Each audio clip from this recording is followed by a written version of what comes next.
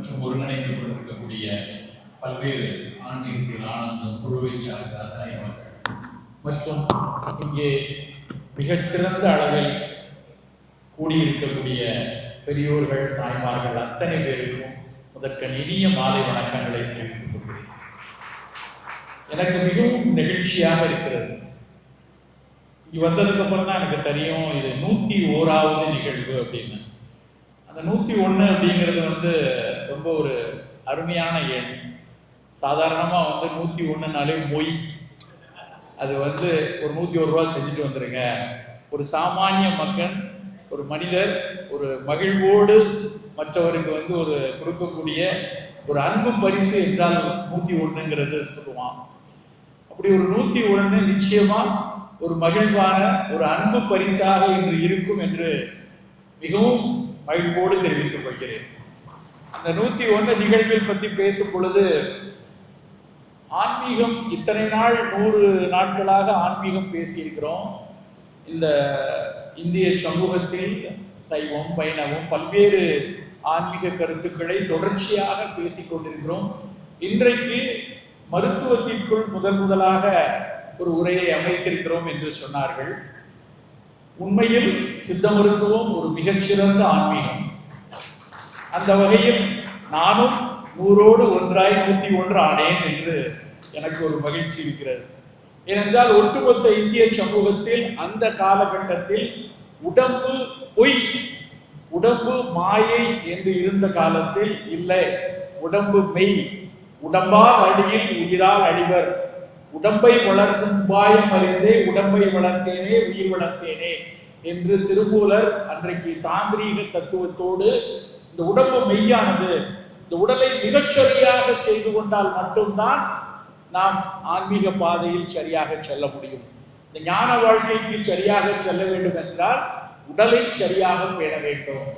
ஆரோக்கியமான உடலில்தான் ஆரோக்கியமான சிந்தனைகள், ஆரோக்கியமான பாதை, ஆரோக்கியமான ஞான வாழ்வுக்கான தேடல் எல்லாம் அமையும் என்று அந்த முதலில் தமிழ் சமூகத்தில் சொன்ன குரல் தான் திருமூலரின் திருமந்திரத்தில் சொன்ன உடம்பால் அடியில் உயிரால் அடிவர், திறம்பட மெய்ஞானம் சேரவும் மாட்டர், உடம்பை வளர்க்கும் உபாயம் அறிந்தே உடம்பை வளர்த்தேனே உயிர் வளர்த்தேனே என்ற பாடல். அந்த அடிப்படையில் ஆரோக்கியம் பற்றிய ஒரு அடிப்படையான ஒரு புரிதல், ஒரு மகிழ்வான ஒரு முதுமையான வாழ்வில் எனக்கு ஞான வாழ்வை தேட வேண்டும் என்கிற ஒரு சிந்தனை இருக்கிறது. அந்த பாதைக்கு செல்வதற்கு என் உடல் ஆரோக்கியமாக இருக்கணும் அப்படிங்கிற ஒரு விஷயத்தில் நாம் எல்லாம் கூடி சில மணித்துளிகள் அதை பற்றி எப்படி அந்த ஆரோக்கியமான முதுமையை வைத்துக் கொள்ளலாம், ஒரு மகிழ்வான முதுமையை வைத்துக் கொள்ளலாம் என்று நாம் பார்க்கலாம். நண்பர்களே, இன்றைக்கு ஒரு இந்தியாவை எடுத்துக்கிட்டோம் அப்படின்னா பல்வேறு துறைகளிலும் நாம் மிகச்சிறப்பாக ஆகச்சிறப்பாக வளர்ந்து கொண்டிருக்கிறோம் என்பது நம் அத்தனை பேருக்கும் தெரிந்த விஷயம். உலக நாடுகளே ஒரு தள்ளாடி கொண்டிருக்கக்கூடிய பொருளாதார ரீதியாக, வாழ்வியல் ரீதியாக பல தள்ளாட்டங்கள் பல நாடுகளில் இருக்கும்போது நம் நாடு மிகச்சிறப்பாக கீழ் நடையோடு மேலே வந்துட்டு இருக்கு. சமீபத்தில் ஒரு வாரத்துக்கு முன்னாடி ஒரு இங்கிலாந்திலிருந்து வந்த ஒரு நண்பர், அவர் ஒரு பெரிய ஆய்வாளர், அவரிடம் பேசி கொண்டிருந்தேன். இப்போ பேசி கொண்டிருக்கும்போது அவர் சொன்னார், இன்னொரு 30-35 வருஷம் ஆயிடும் சார் யூகே எல்லாம் மேலே எழுந்து வர்றதுக்கு, அவ்வளவு சிரமத்தில் இருக்கிறார்கள் என்று அவர் சொன்னாங்க. ஒரே ஒரு தப்பான ஒரு வாக்களித்து விட்டோம் என்று அவர்கள் சொன்னார்கள். வாக்குன்னா நம்ம அரசியல் வாக்கு இல்லை, அவர் சொன்ன விஷயம் பிரிக்ஸ்ல இருந்து யூகே வெளியே போச்சு, யூரோப்பியன் யூனியன்ல இருந்து வெளியே போனாங்க. அந்த யூரோப்பியன் யூனியன்ல இருந்து வெளியே போறதுக்கு முன்னாடி அந்த யூரோப்பியன் யூனியன்ல அப்போ ஈரோவுடைய விலை 60 ரூபா 65 ரூபா இருந்தது, பவுண்டுடைய விலை 90 ரூபாய் இருந்துச்சு. நாங்கள் எதுக்கு போய் ஈரோவோட போய் சேர்ந்து எங்களுடைய மதிப்பை குறைத்துக் கொள்வோம் என்று ஒட்டுமொத்த இங்கிலாந்து மக்களும் சேர்ந்து ஒரு முடிவெடுத்தாங்க. நோனோ, நாங்கள் யூரோப்பியன் யூனியனோட சேர மாட்டோம் அப்படின்னு சொல்லி வெளியே வந்தாங்க. இன்றைக்கு யூரோப்பியன் யூனியனில் ஈரோவுடைய மதிப்பு நம்ம ஊர் பணத்தை வச்சு பார்த்தீங்கன்னா 110 ரூபா கிட்ட போயாச்சு. பவுண்டு 90-95 நிற்குது. ஸோ எதுக்கு சொல்கிறேன் அப்படின்னா, மிக வளர்ந்த நாடு அந்த யூகே உலகத்தையே ஆட்டி படைத்த நாடு. அவர்கள் வெள்ளாட்டம் கொண்டு விட்டுக்கிறாங்க. இன்னும் பல நாடுகளில், அமெரிக்கா உள்ளிட்ட பல நாடுகளில் வளர்ச்சியினுடைய வீதத்தை வச்சு பார்க்கும்போது நாம் வளர்ந்துட்டு இருக்கிற வீதம் இல்லை. அந்த வகையில் பல இடங்கள்லேயும் நம்ம மேலே உயர்ந்துட்டு வரோம். அதுக்கு பெரிய அடையாளம் முதுமை கூடிக்கொண்டே இருப்பது தான். இந்தியா சுதந்திரம் அடையும் போது நம்முடைய சராசரி ஆயுட்காலம் வெறும் 37 தான். நம்முடைய சராசரி ஆயுட்காலம் 37 வயசு தான். இன்னைக்கு தமிழ்நாட்டினுடைய சராசரி ஆயுட்காலம் எடுத்தீங்கன்னா 72க்கு மேலே. இன்னும் ஒரு சில ஆண்டுகளில், ஒரு 5 to 10 ஆண்டுகளில் மிகச்சரியா 80க்கு மேலே சராசரி ஆயுட்காலம் வந்துருங்கிறது பெரிய கணிப்பு. இன்னைக்கு லெவலில், இன்னைக்கு இல்லை, 2011 சென்சஸில் வெறும் 14 கோடி தான் முதியோர்கள். 14 கோடி 2011. அப்போ நம்மளுடைய மக்கள் தொகை 120 110 தான் இருந்து 100 கோடி கிட்ட தான் இருந்திருக்கும். இன்னைக்குள்ள மக்கள் தொகையை இப்போ வருகிற 2031 சென்சஸ் வரும்போது கிட்டத்தட்ட 35 கோடி முதியோர்கள் இருப்பாங்க அப்படின்னு ஒரு கணக்கு புள்ளி விவரங்கள் சொல்லுது. நான் இன்னைக்கு காலையில் திருப்பூர்ல இருந்து வரேன். திருப்பூரில் நிறைய நண்பர்களில் நிறைய பின்னலாடை செய்கிறவங்க, துணி செய்கிறவங்க, யான் செய்கிறவங்க எல்லாம் பேசி கொண்டு இருக்கிற வாய்ப்பு கிடைச்சது. காலை நேர நடைப்பயணத்தில் தற்செயலாக அங்கே நிறைய நண்பர்கள் கூட்டினாங்க. அவங்க எல்லாம் பேசிக்கிட்டு இருந்தோம். ஒரு செய்தியை பேசும்போது தெரிஞ்சது, இந்த எல்லாரும் பார்த்தீங்கன்னா இப்போ சில்வர் எக்கானமி அப்படின்னு ஒன்று பேசுகிறாங்க. சில்வர் எக்கனாமின்னு வெள்ளி விலை ஏறுத, வெள்ளியை பற்றியானா வெள்ளி இல்லை, அது இல்லை. சில்வர் எக்கனாமினா நம்ம முடி நரைக்குது இல்லையா, நம்ம நரை முடியாருக்கான ஒரு எக்கானமி உலகம் முழுக்க, குறிப்பாக இந்தியாவில் அதிகம் பேசப்படுது. என்ன அப்படின்னா, இந்த ஒட்டுமொத்த வணிகமும் முதியோர்களை மையப்படுத்தி இவர்களுக்கான வாழ்விற்கு, முதிய வாழ்விற்கு தேவையான பொருட்களுக்கான ஒரு மிகப்பெரிய சிந்தனை ஒட்டுமொத்த தமிழ்நாட்டில் மட்டும் இல்லை, இந்தியா முழுக்க அந்த பொருளாதாரத்தை நகர்த்தி கொண்டிருக்கிறது. மருத்துவமனைகள் எல்லாம் நீங்கள் பார்த்துருப்பீங்க. மருத்துவமனைகள் எல்லாமே ஏஜிங் பாப்புலேஷன், ஏஜ்டு பாப்புலேஷனுக்கான நோய்களுக்கு சிகிச்சை அளிக்கக்கூடிய மருத்துவமனைகள் தான் பெரிய அளவில் பெருகி கொண்டிருக்கிறது. சமீபத்தில் சென்னையில் ஒரு மருத்துவமனை அவங்க அறிவிக்க போகிறாங்க, கிட்டத்தட்ட 500 பெட் உள்ள ஜீரியாட்ரிக் ஹாஸ்பிட்டல் ஆரம்பிக்கிறாங்க. 100 பெட் 200 பெட்டுன்னு ஆரம்பித்தாங்க, பத்த மாட்டேங்குது. 500 பெட் ஆரம்பிக்கிறாங்க. அதோடு சேர்ந்து ஜீரியாட்ரிக் ஹோம் மாதிரி அதுலேயே ஒரு அசிஸ்டட் லிவிங் அவங்க பெருக்கி கொண்டே போகிறாங்க. தமிழ்நாடு முழுக்க உள்ள பெரிய கார்பரேட் பிக் மருத்துவமனைகள் எல்லாமே முதியோர்களுக்கான மருத்துவமனைகளே பெருக்கி கொண்டே இருக்கு. இன்னைக்கு திருப்பூரில் பேசும்போது கிடைச்ச செய்தி ரொம்ப ஆச்சரியமாக இருந்துச்சு. சார், நல்லா யோசிச்சு பாருங்க, 70 வயசுக்கு மேலே பனியன் போடுறது கஷ்டமாக இருக்கும் சார். பனியனை இப்படி தூக்கி இப்படி கையை கொண்டு சொருகி போடுறது கஷ்டமாக இருக்கும். கையை இப்படி மேலே உயர்த்துறதுக்கு பல பேருக்கு ஒரு ஃப்ரோசன் ஷோல்டர் இருக்கலாம், இல்லைன்னா ஒரு பெரிய ஆர்த்ரைட்டிஸ்லாம் வந்தால் கையை இப்படி தூக்கி போடலாம். கையை பின்னாடி கொக்கியை மாட்டுறதுக்கான கஷ்டம் இருக்கலாம். பேண்ட்டை கீழே விட எடுத்தோ இல்லை உள்ளாடைகளை காலில் எடுத்து மாற்றுறதுக்கான சிரமங்கள் பெரிய அளவில் வரும். அப்போ அதுக்கு எப்படி ஆடை? ஆனால் அதுக்காக பனியன் போடாமல் இருக்க முடியாது, உள்ளாடைகள் வேணும். பேண்ட் போட்டு பெல்ட் கட்டி அந்த பெல்ட்டை ஹூக்குக்குள்ளே மாற்றுறதுக்கான ஒரு சூழல் 90 வயது முதியோருக்கு ஒரு சிறு நடுக்கம் இருக்கலாம். அவர் அந்த நேரத்தில் அதுக்குன்னு யாரையும் உதவி கேட்க முடியாது. அப்போ அவங்க எப்படியான பேண்ட் போட முடியும், அவங்க எப்படியான பனியன் போட முடியும்லாம் யோசிக்கிறாங்க. ஆச்சரியமாக இருக்குது. ரொம்ப பரவாயில்ல, இப்படிலாம் யோசிக்கிறாங்க நம்ம மக்கள். லெகின்ஸ் மாதிரி பேண்ட் போடலாமா? பெண்கள் லெகின்ஸ் போடுறாங்க. அதுக்கு கூட குனிஞ்சு காலை மடைச்சு மாட்ட முடியுமா? உட்காந்துட்டு ஒரு சேரில் உட்காந்துட்டு மாட்ட முடியும்? இப்படிலாம் சிந்திக்கிறாங்க. எர்கானமிக்ஸாக எப்படி அவங்களுக்கு இருக்கணும், எப்படி அந்த ஆடையை போடுவதற்கு சிறு சிரமம் இல்லாமல் போடணும், இப்படியெல்லாம் வணிகம் சிந்திக்கிறது. முதுமையில் அவங்களுக்கு உதவி செய்யறதுக்கான ஒரு பொருளை உற்பத்தி செய்ய ஏன் அவங்க யோசிக்கிறாங்க? மிகப்பெரிய அளவில் இதற்கான தேவை கூடும் என்று அனுமானித்திருக்கிறாங்க. இங்கே மட்டும் இல்லை, உலகமெல்லாம் யோசிக்கிறாங்க. இந்தியாவில், தமிழ்நாட்டில், நம்ம ஊருக்கு பக்கத்தில் இப்படியெல்லாம் யோசிக்கிறாங்க. அப்படின்னு யோசிக்கும் போது நாமும் நம் முதுமைக்கு தயாராகணும். அவர்கள் ஆடை கொண்டு வரலாம், புதிய மருந்துகள் வரலாம், மருத்துவமனைகள் வரலாம். இதெல்லாம் ஒரு பக்கம் வரட்டும், அதெல்லாம் வேணும், நம்ம தேவைப்படும் போது பயன்படுத்திக்கலாம். அதற்கு முன்னாடி ஒரு சிரமம் இல்லாமல், ஒரு சிறு சிறு பிசகுகள் இல்லாமல், ஒரு வலி இல்லாமல், ஒரு நெருக்கடிகள் இல்லாமல் நம்மளுடைய முதுமை இருக்க வேண்டும்ங்கிறத இப்போ இருந்தே முடிவு பண்ணணும். நம்ம இங்கே பார்க்கும்போது, என் கண்ணில் படும்போது நிறைய பேர் 50 தாண்டியவர்கள் இருக்கீங்க. நிச்சயமாக ஒரு முதுமை காலம்ங்கிறத 60க்கு மேலேன்னு அரசாங்கம் சொல்லுது. அரசாங்கம், மருத்துவ உலகம்லாம் 60+ அதை வந்து ஜீரியாட்ரிக் எடுப்பாங்க. 60 to 70 யங் அடல்ட் அப்படிம்பாங்க. 70 to 80 வந்து மாடரேட் அடல்ட்டுப்பாங்க. 80 to 90 ஓல்டு அடல்ட் அப்படிம்பாங்க. ரொம்ப முதுமையான முதுமை அப்படின்னு எடுத்துக்கலாம். அப்படிதான் மருத்துவ உலகம் அந்த முதுமையை பிரித்து பிரித்து பார்க்கிறது. ஆனால் நான் என்ன நினைக்கிறேன் அப்படின்னா, 40-45 வயது முதலே முதுமைக்காக நாம் முயற்சி செய்ய ஆரம்பித்தோம். நம்முடைய முதிய காலத்தில் நம் உடல் ஆரோக்கியத்திற்கான மெனக்கெடல், அதற்கான அக்கறை, அதற்கான கரிசனங்கள் நம்ம 40களிலேயே தொடங்கணும். ஏன்னா 60 வயதுக்கு அப்புறம் நம்ம மாற்றிக்கலாம் அப்படின்னு நினச்சோன்னா நிறைய விஷயங்களை மாற்ற முடியாது. இப்போ 55 வயதில் ஒருத்தர் இருக்கீங்க, இல்லை ஒரு 60களில் இருக்கோம்.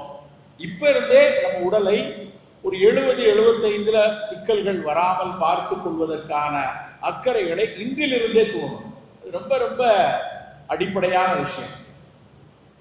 முதுமைக்கால நோய்களுக்கான தீர்வுல ப்ரிவென்டிவ் ஹெல்த் தான் ரொம்ப முக்கியம். Preventive and proactive health. நாம் நோய் வராமல் பார்த்து கொள்வதற்கான ஒரு ஒரு வாழ்வியலை சொல்லணும். ரொம்ப முக்கியமாக இன்னைக்கு 8 கோடி பேர் இருக்காங்க தமிழ்நாட்டில். பூரா ஒரு 10 நாளாக வந்து இதே நம்பரே தானே பார்த்துட்டு இருக்கோம் தொலைக்காட்சியில். 5,67,00,000, 4,24,00,000, இவ்வளோ ஓட்டு போட்டாங்க, இவ்வளோ ஓட்டு போடல. எண்கள் எல்லாம் மனப்பாடம் ஆயிடுச்சு. தமிழ்நாட்டுடைய எண்கள் எல்லாம் ஆண்கள் எத்தனை, பெண்கள் எத்தனை, இளைஞர்கள் எத்தனைன்னு பல இந்த அரசியல் களத்தில் அத்தனை பேரும் அதையே பார்த்துட்டு இருக்கிறோம்.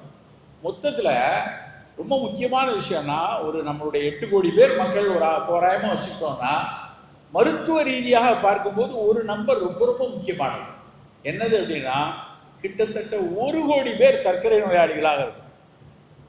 என்ன சார் 1 கோடிலாம் நாங்கள் படித்த மாதிரி இல்லையே அப்படின்னா, டயபெட்டிஸ் பாப்புலேஷனும் டயபெட்டிக் வருமா அப்படின்னு இருக்கக்கூடிய IGT-மாங்க, இம்பேர்டு குளுக்கோஸ் டாலரன்ஸ், சர்க்கரை வருவதற்கான வாசலில் எட்டி பார்த்துட்டு இருக்கிற உங்களும் 2 பேரையும் சேர்த்தா கிட்டத்தட்ட 1 கோடி பேர் டயபெட்டிக்கில் இருக்காங்க. ஆனால் 1 கோடி பேர் டயபெட்டிக்கில் இருக்காங்க. இந்த 1 கோடி பேர் சர்க்கரையை மிகச்சிறப்பாக கையாண்டு கொண்டு இருக்கிறார்களா அப்படின்னு பார்த்தீங்கன்னா, எவ்வளவு பேர் டயபெட்டிக்கை பெர்ஃபெக்டாக கண்ட்ரோலில் வச்சுருப்பாங்க அப்படின்னு யோசிக்கணும். வெறும் 10%. 10% பேர் தான் எனக்கு டயபெட்டிக்னு தெரிஞ்சதுக்கு அப்புறமும் நான் ஒரு 6.5 HbA1c கீழே வச்சுக்கிட்டு 6ன்னு வச்சுட்டு இருக்கிறவங்க 10% தான். பல நேரங்கள் எங்கள்கிட்ட வந்து அப்படி அந்த நாங்கள் எப்போவும் 3 மாதத்துக்கு வரைக்கும் நான் பார்க்கும்போது அந்த HbA1c எடுத்துகிட்டு வந்திருக்கேன் அப்படிம்போம். அது வச்ச உடனே அவங்க சொல்லுவாங்க, சார் மாம்பழ சீசன் ஆரம்பிச்சிருச்சு. அது எப்படி சார் இமாம் பசங்கள்லாம் சாப்பிடாம வாழ்ந்து தான் என்ன அர்த்தம் சொல்லுங்கள்? 2 துண்டு சாப்பிட்டா கொஞ்சம் HbA1c ஏறத்தான் செய்யும். மச்சின வீட்டு கல்யாணம், மைசூர் பாவு சாப்பிடாம எப்படி சார் இருக்க முடியும்? இப்படி ஏதாவது ஒரு காரணத்தை சொல்லி சொல்லி எப்போவுமே 7.5 8ன்னு சில பேர், அப்படி சில பேர் எனக்கு இந்த நம்பர்ல எல்லாம் நம்பிக்கையே கிடையாது, நான் ஃபிட்டாக இருக்கேன், ஐ எம் டூயிங் குட். நீங்கள் சும்மா நம்பரை மாற்றிக்கிட்டே இருப்பீங்க மருந்து விற்கிறதுக்காக, அப்படி கூட இப்படி கூட. அது எப்படி சார்? நான் நல்லா தான் இருக்கேன், ஐ எம் டூயிங் குட் அப்படின்னு சொல்லிக்கிட்டு அப்படி ஒரு குரூப். நான் கவலையே படலை. அவங்கெல்லாம் வந்து ICUக்கு போனதுக்கு அப்புறம் தான் அதை பற்றின சிந்தனையே யோசிக்க ஆரம்பிப்பாங்க ரிவர்ஸில். ஸோ இது இந்த மாதிரி சர்க்கரை கட்டுப்பாடு இல்லாதவர்கள் கூட்டம் மிக பெரிதாக தமிழ்நாட்டில் இருக்கு. நான் திட்டக்குழுவில் இருக்க தமிழ்நாடு அரசில் ஒரு தடவை ஒரு 6-7 மாதத்துக்கு முன்னாடி ஒரு கூட்டம், மருத்துவர்களோட கூட்டம், சென்னையில் அரசாங்கம் சார்பாக சிறுநீரக டயாலிசிஸ் பண்ணுறதுக்கான மருத்துவமனை ஒன்று கட்டுறதுக்காக ஒரு ப்ராஜெக்ட் ப்ரொபோசல் டிஸ்கஸ் பண்ணுறோம். அப்போ அவர் வந்து 600 டயாலிசிஸ் உள்ள ஒரு யூனிட்டை கட்டணும்னு பேசுகிறாங்க. இப்போ நான் வந்து கேட்டேன், sir Chennai hub for medicine, இங்கே ஒரு 25-30 பெரிய ஆஸ்பத்திரி இருக்குது, ஒவ்வொருத்தரும் கையில் 50-100 டயாலிசிஸ் யூனிட் வச்சுருக்காங்க. 600 யூனிட் போடணும்னா ஒரு யூனிட்டு ஒரு நாளைக்கு 6-7 பேருக்கு டயாலிசிஸ் பண்ண முடியும். ஒரு டயாலிசிஸ் 3 மணி நேரம் ஓடுதுன்னு வைங்களேன். காலையில் 6 மணிலேருந்து ராத்திரி 9 மணி வரைக்கும் அது ஓடிச்சுன்னா 12-15 மணி நேரத்தில் அது கிட்டத்தட்ட 2 மணி நேரம் 3 மணி நேரத்துக்கு ஒரு நேரம் 5-6 பேருக்கு பண்ணலாம். 600 பேருன்னா ஒரு நாளைக்கு 3500-4000 பேருக்கு டயாலிசிஸ் பண்ணணும். அதுக்கான தேவை இப்போ இருக்கா அப்படின்னு கேட்டால் அந்த டாக்டர் என்ன எப்படி பார்க்குறாரு, என்ன சார் நினைக்கிறீங்க, பத்தாது சார், 1 வருஷம் 2 வருஷம் கூட பத்தாது சார் அப்படின்னு அவர் பதில் சொல்கிறார். நான் நிறைய மருத்துவமனைகளில் கேட்டு பார்க்குறேன், எவ்வளோ டயாலிசிஸ் எப்படி இருக்குது என்னன்னு கேட்டால் பல இடங்களில் இந்த ரிசர்வேஷன் மாதிரி நடந்துட்டு, காலையில் 6 மணி ஸ்லாட் எனக்கு எப்படியாவது வாங்கி கொடுத்துருங்க, 8:30க்குள்ள நான் டயாலிசிஸ் பண்ணிட்டு 10 மணிக்கு ஆஃபீஸுக்கு போகணும் அப்படிங்கிறவங்களோட எண்ணிக்கை கூடிக்கொண்டே இருக்கு. ஏன் இவ்வளவு டயாலிசிஸ் இவ்வளவு கூடுது? சிறுநீரக நோய்கள் இங்கே ஏன் இவ்வளோ அதிகமாக இருக்கு? சர்க்கரை நோய் வந்து பல நாடுகளில் கூடிக்கொண்டே இருக்கிறது. நண்பர்களே, உங்களுக்கு தெரியுமா, சர்க்கரை நோயினால் சிறுநீரக நோய்கள் அதிகரிக்கக்கூடிய தேசம் நம்ம நாடு தான். நம்ம நாட்டில் தான் சர்க்கரையினால் சிறுநீரக நோய் அதிகமாக, டயாபெட்டிக் சிகேடி அப்படிம்பாங்க. கிரானிக் கிட்னி டிசீஸ் வந்து டயாபெட்டிக்னால வரக்கூடியதும் ஹைப்பர் டென்ஷன்னால வரக்கூடியதும் நம்ம ஊரில் மிகப்பெரிய அளவில் இருக்கு. காரணம், சர்க்கரையை நம்ம கட்டுப்பாடாக வைத்துக் கொள்ளாதுதான் முதல் காரணம். நான் HbA1c வந்தப்புறம் பார்த்துக்கிறேன், யூரின்ல லேசாக புரதம் போகுது, அதெல்லாம் ஒன்றும் இல்லை சார், நான் பார்த்துக்கிறேன் அப்படின்னு பார்த்துக்கலாம். எனக்கு ஒரு தமிழ் சினிமாவில் ஒரு சினிமா ஹீரோ யாராவது சொல்லுவான், எனக்கு ரொம்ப பிடிச்ச கஷ்டமான நேரத்தில் எனக்கு பிடிச்சமான வார்த்தை என்ன தெரியுமா, பார்த்துக்கலாம் அப்படிமா. என்னை பொறுத்த வரைக்கும் ஆக தவறான வார்த்தை பார்த்துக்கலாம். பார்த்துக்கலாம்னு சொன்னா யூ டோன்ட் ஹேவ் மெட்டிகுலஸ் பிளானிங்னு அர்த்தம். உங்கள்கிட்ட திட்டமிடல் இல்லைங்கிறவங்க தான் பார்த்துக்கலாம், வந்தா பார்த்துக்கலாம், வந்தா பார்க்க முடியாது. அதான் உண்மை. சர்க்கரையிலையோ ரத்த கொதிப்புலையோ ஒரு நோயினுடைய தீவிரத்துக்குள்ள போனதுக்கு அப்புறம் பார்த்துக்கலாம் அப்படிங்கிறது மற்றவங்க தான் நம்மளை பார்த்துக்கலாம், நம்மளை நாம பார்க்க முடியாது. அப்படியான ஒரு சூழல்ல தான் நம்மளுடைய நோய் கூட்டங்கள் கூடிக்கொண்டே இருக்கு. முதுமையில் நண்பர்களே, முதுமையில் மிக மிக கவனமாக இருக்க வேண்டிய விஷயம், சர்க்கரையை மிகச்சிறப்பாக கையாளணும். சர்க்கரை நோய் இல்லாமல் இருக்க முடியுமா? சிறு வயதில் வந்துருச்சு இல்லை, நீங்கள் இருக்கிற நீங்கள் ஒரு 300-400 பேர் இருக்கீங்கன்னா உறுதியாக, கையெழுத்து கூட நான் யாருக்கும் டெஸ்ட் பண்ணலை, உறுதியாக இங்கே வந்து ஒரு 30% ஆஃப் பீப்புள் டயபெட்டிக் உறுதியாக இருக்கேன். கையெழுத்து கூட தரலாம், டெஸ்ட்டே பண்ணலை, ஆனாலும் சொல்ல முடியும். ஏன்னா புள்ளி விவரங்கள் அதுதான் சொல்லுது. ஆனால் என்ன அதுக்காக சர்க்கரை வியாதி வந்துருச்சுன்னா அவ்வளோதானா? கிடையவே கிடையாது. நான் குடியிருந்த வீட்டில், நான் ஒரு வீட்டில் வாடகைக்கு குடியிருந்தேன். அந்த வீட்டில் எனக்கு கூட இருந்த அந்த ஓனர் வந்து ஒரு IAS அதிகாரி. கிட்டத்தட்ட 55 வருஷம் அவருக்கு டயபெட்டிக். 92 வயதில் அவர் மரணம் அடைந்தார். அவர் வந்து நானும் அவரும் ஒவ்வொரு நாளும் அவர்கிட்ட பேசிட்டு இருப்பேன். காலையில் 5:30 மணிக்கு வந்து டொக் டொக்குன்னு கதை தட்டுவார், டாக்டர் போலாமா வாக்கிங். காலையில் 5:30க்கு, அன்னைக்கு நான் ராத்திரி 11 மணிக்கு வந்திருப்பேன். எப்படியாவது ஒரு அரை மணி நேரம் தூங்கிட மாட்டோமா அப்படின்னா, ஊர்லாம் சொல்லிட்டு நீங்கள் 5:30க்கு நடக்கலைன்னா, அப்படித்தான் எனக்கு நடையை அவர் வந்து உறுதிப்படுத்தினார். 15 வருஷத்துக்கு முன்னாடி அவர் வந்து டொக்கு டொக்கு தட்டுவார். மழை பெஞ்சதுன்னா அவர் 2 கூட எடுத்துட்டு வருவார். டாக்டர் இந்த பிடிங்க, குடை பிடிச்சிட்டே பேசிட்டே போவோம். அந்த கீழ்பா கார்டன் ஏரியாவில் குடையை பிடிச்சிட்டு வாக்கிங் போன 2 பேர் நாங்கள் மட்டும் தான். அவருடைய முதுமை 85 வயசுல அவங்க பிள்ளைங்கள்லாம் சேர்ந்து ஒரு அங்கெல்லாம் போய் விழுந்துடுறாரு, கீழே எங்கேயா விழுந்துறாரு. வீட்டை விட்டு நீங்கள் நடக்கக்கூடாது, வீட்லேயே இருந்து நடங்க அப்படின்னு சொன்னதுக்கப்புறம் வீட்டுக்குள்ளேயே அந்த ரூமை ஸ்கொயர் ஃபீட்டு கணக்கு வச்சுக்கிட்டு எப்படியாவது இதுக்குள்ளே நான் மொத்தமாக 1.5 கிலோமீட்டர் வந்துருச்சு டாக்டர், நடந்துட்டேன் அப்படின்பார். 90 வயது வரைக்கும் அவருடைய ஆரோக்கியம் மிகச்சிறப்பாக. 92 வயசுல ஒரு அழகான எக்ஸிட். ஃபோன் பண்ணி, டாக்டர் ஹாஸ்பிட்டல் போகிறேன், எப்படி வரானு தெரியல, I live my life very well. அவருடைய பிள்ளைங்கள்லாம் மிகச்சிறப்பாக இருக்காங்க, குழந்தைகள், அவருக்கு அவ்வளவு ஒரு நிறைவான ஒரு வாழ்க்கை. 92 வயசுல குட் பை எக்ஸிட். அழகாக டாட்டா சொல்லிட்டு, ரொம்ப தேங்க்ஸ் சொல்லிட்டு, ஃபோன் பண்ணி எல்லாருக்கும் தேங்க் பண்ணிட்டு ஹாஸ்பிட்டல் போனார். அப்புறம் வரல. நம்ம வாழ்க்கை எப்படி தான் இருக்கணும்? மிகச்சிறப்பாக சந்தோஷமான எக்ஸிட் வந்து அவ்வளோ மகிழ்ச்சியாக பை பை அப்படின்னு சொல்லிட்டு எல்லாரும் ஒரு நாள் மரணம் அடைய போகிறோம். ஆனால் அந்த மரணத்தில் வந்து அப்படியே ஒரு டியூப்லேயும் இதுலேயும் மாட்டிக்கிட்டு கஷ்டப்பட்டுட்டு பிரச்சனை மட்டும் அப்படி இருக்கக்கூடாது. குவாலிட்டி ஆஃப் லைஃப்பை பற்றி பேசுகிற மாதிரி இன்றைக்கு குவாலிட்டி ஆஃப் டெத்தை பற்றி பேசுகிறாங்க. உடைய மரணம் ஆகச்சிறந்ததாக அமையணும்னு. ஆனால் அதே சமயத்தில் அதுக்கான பயம் தேவையில்லை. ஏன்னா இன்னைக்கு மருத்துவ உலகம் பெரிய அளவில் வளர்ந்துருக்கு. கூகுளில் இருந்து ஒரு இது போட்டிருக்கலாம், ஒரு ரொம்ப அழகான வார்த்தை. அந்த வார்த்தை என்ன சொல்றாங்கன்னா, டெத் இஸ் ஆப்ஷனல். இனிமேல் 2050 டெத் இஸ் ஆப்ஷனல் அப்படிங்கிறான். சிறுநீரகம் போயிடுச்சா கிட்னியை மாற்றிக்கோ, ஹார்ட் போயிடுச்சா ஹார்ட்டை மாற்றிக்கோ, உனக்கு லிவரில் போயிடுச்சுன்னா லிவரை மாற்றிக்கோ, பிளட்டில் ஏதாச்சும் பிளட்டை மாற்றிக்கோ, எல்லாத்தையும் மாற்றி நீ வந்து கடைசி வரைக்கும் உயிர் வாழ முடியும். ரொம்ப போர் அடிக்குதுடா, ரைட்டு வேணாம் அப்படின்னு சொல்லிட்டு ஆப்ஷனலாக டெத்தை எடுக்கக்கூடிய அளவில் மருத்துவ உலகம் வளர்ந்து கொண்டு இருக்கிறது. அன்றைக்கு ஒரு சிறு மாரடைப்புக்கு நம்ம பயந்த காலம் உண்டு. 20 வருஷம் முன்னாடி நெஞ்சை பிடிச்சி தான் தமிழ் சினிமாவில் பல ஹீரோக்கள் வந்து ஐயோ அப்படின்னு பின்னாடி 1000 வயலின் வாசிக்கும். இன்னைக்கு வந்து மாரடைப்பு ஒரு பெரிய பிரச்சனை கிடையாது. மிகச்சிறப்பான ஒரு மருத்துவங்கள் வந்துருச்சு. ஒரு ஸ்டென்ட் வச்சுக்கலாம், இல்லைன்னா ஒரு CABT பண்ணிக்கலாம். என்னுடைய நண்பர், அவர் ஒரு மருத்துவர் தான். திடீர்னு ஒரு நாள் காலையில் 7 மணிக்கு ஃபோன் பண்ணுறாரு, மச்சான் உன்னை பார்க்கணும்டா, எப்போ வர? சாயந்தரம் கிளினிக்கில் போய் பார்க்கலாம், நீ எதுக்கு வந்திருக்க, வண்டியை கொஞ்சம் ஓவர் ஆயில் பண்ணிட்டு சர்வீஸ் விட்டு கொஞ்சம் ப்ளம்பிங்லாம் பிரச்சனையாக இருக்குது பார்க்க வந்திருக்கேன். நான் டேய் சேலத்தில் இல்லாத வண்டி பிரச்சனை, அதுக்கு சென்னை வரைக்கும் வந்திருக்கேன். நான் வண்டினா என்னையே சொன்னேன்டா, லைட்டாக ஒரு 4 இடத்துல அடைச்சிருக்கு, அப்படியே வந்துட்டு ஓவர் ஆயில் பண்ணிட்டு போகிறேன் அப்படின்னு ஃபோன் பண்ணுறான். நான் வந்து பதறி போய் என்னடா இப்படி சொல்கிறேன் அப்படின்னா, நேற்று போனேன்டா, போய் பார்த்தேன், ஸ்டெண்ட்டை போட்டுக்கலான்னு பார்த்தேன், அங்கே 5 பிளாக்கு, அவர் ரொம்ப பயப்படுறாரு. நான் போட முடியும் போடுங்க அப்படின்னா, இல்லை இல்லை நீங்கள் பைபாஸ் பண்ணிக்கோங்கட்டாரு. நான் வந்து இங்கே அட்மிட் ஆகிட்டேன் அப்படின்னா. ரொம்ப சாதாரணமாக உலகம், மருத்துவ உலகம் 15 நாளில் அவர் அடுத்த வேலைக்கு போய் அவருக்கு ஆப்ரேஷன்லாம் பண்ணிட்டு ஜாலியாக இருக்காரு, எந்த பிரச்சனையும் இல்லை. மருத்துவ உலகம் மிகப்பெரிய அளவில் வளர்ந்துருக்கிறது, அது ஒரு பக்கம் உண்மை. ஆனால் எல்லாராலையும் அது மாதிரியான ஒரு நோய்க்குள்ளே போய் சிகிச்சை எடுத்து அதுக்குரிய பொருளாதார வசதியோடு ஆகச்சிறந்த சிகிச்சையை எடுத்துக்கொண்டு உடனடியாக திரும்ப முடியுமான்னு கேட்டால் நம்ம எல்லாருக்கும் சொல்ல முடியும். அப்போ நம்ம இதுக்கெல்லாம் முதல் விஷயம் என்னன்னா, இந்த நோய் கூட்டத்திற்குள் சிக்காமல் பார்க்கணும். சர்க்கரை இருக்கு, அதை மிகச்சிறப்பாக கையாளணும்.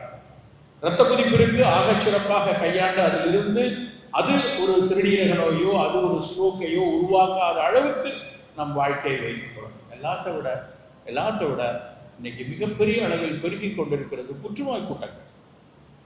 புற்றுநோய்கள் வந்து முன்னாடியெல்லாம் வந்து தமிழ் சினிமாவுடைய கடைசி சீனில் தான் புற்றுநோய் வந்துட்டு இருந்துச்சு. ஒரு ஹீரோ 2 ஹீரோயினை லவ் பண்ணிட்டு இருப்பான், டக்குன்னு ஒருத்தியை போட்டால் தான் அடுத்த நிமிஷம் வந்து படம் சுபம்னு பிடிக்க முடியும். திடீர்னு கிளைமாக்ஸில் வேன ரத்தமாக வாங்கி எடுத்து அவன் வயலினை போட்டு அவங்களுக்கு புற்றுநோய் அப்படின்னாங்க. அப்போ ஓ அப்படியா, வாழ்வே மாயம்னு ஒரு படம் பார்த்தோம். அப்பவும் அப்படி தான் இருந்துச்சு. நான் சின்ன பிள்ளையா இருக்கும்போது பயணங்கள் முடிவதில்லை அப்படின்னு ஒரு படம். எப்படிதான் அந்த படத்தை முடிக்க போகிறான் அப்படின்னு பார்த்தா டக்குன்னு அவளுக்கு கேன்சர், அவனுக்கு கேன்சர் அப்படின்னு சொல்லி முடிச்சாங்க. அப்படி யாருக்கோ எங்கேயோ கேட்ட வார்த்தையாக இருந்த புற்றுநோய் இன்றைக்கு எங்கு திரும்பினாலும் நம் வீட்டில், நம் அருகாமையில், நம்ம குடும்பத்தில், நமக்கு உறவினரில், நம் அலுவலகத்தில் பக்கத்தில் வேலை செய்யக்கூடிய பலருக்கும் வரக்கூடிய நோயாக மாறியிருக்கு. ஒரு ஆங்காலஜிஸ்ட் ஒருத்தர் நான் பேசுகிறேன், அவர் ஒரு நாளைக்கு 250 பேஷண்ட் பார்ப்பார். நான் வந்து கேட்பேன், சார் ஏன் சார் இத்தனை பேஷண்ட் 250 பேர் பார்க்கணுமா? பல பேஷண்ட் வந்து உங்கள்கிட்ட வந்து ரொம்ப நேரம் நீங்கள் பேச மாட்டேங்கன்னு திட்டுறாங்க, நீங்கள் கொஞ்சம் அட்லீஸ்ட் ஒரு குறைச்சிக்கலாமே அப்படின்ட்டு. அவர் சொல்லுவார், நான் குறைச்சிக்கலாம், நான் உங்கள் சென்னை மாதிரி இடத்துல உட்காந்து நான் ஒரு பேஷண்ட்டுக்கு 500 ரூபாய் 1000 ரூபாய் சார்ஜ் பண்ணேன்னா 100 ரூபாய்க்கு 100 பேஷண்ட் பார்க்கலாம். நான் இருப்பது ஒரு கிராமத்து பகுதி பக்கத்தில், அங்கே 50 ரூபா கன்சல்டேஷன் வாங்கிட்டு நான் பார்க்குறேன். நான் ஒருவேளை 50 ரூபாய்க்கு நான் அதை பார்க்கவில்லை என்றால் அந்த 250 பேரில் 100 பேர் இறந்து போயிடுவாங்க. அதனால் நான் 250 பேர் பார்க்க அவ்வளோ சந்தோஷமாக இருக்கும் அவர் சொன்ன உடனே. அப்போ நான் அடுத்த கேள்வி அவர்கிட்ட கேட்டேன், சார் உண்மையிலேயே இவ்வளவு நோய் கூடுத, இந்த நோயை முதல்லையே கணிக்கக்கூடிய உத்திகள் நிறைய வந்துட்டதுனால, ஏர்லி டயக்னோசிஸ் வந்ததுனால கேன்சர் அதிகமாக இருக்க மாதிரி தெரியுதா, இல்லை உண்மையிலேயே நம்பர் கூடி இருக்கா அப்படின்னு கேட்டால் இல்லை, 100% நோய் கூடி இருக்கிறது. முன்ன இருந்ததை விட நிறைய பேருக்கு அதிகம் வருகிறது.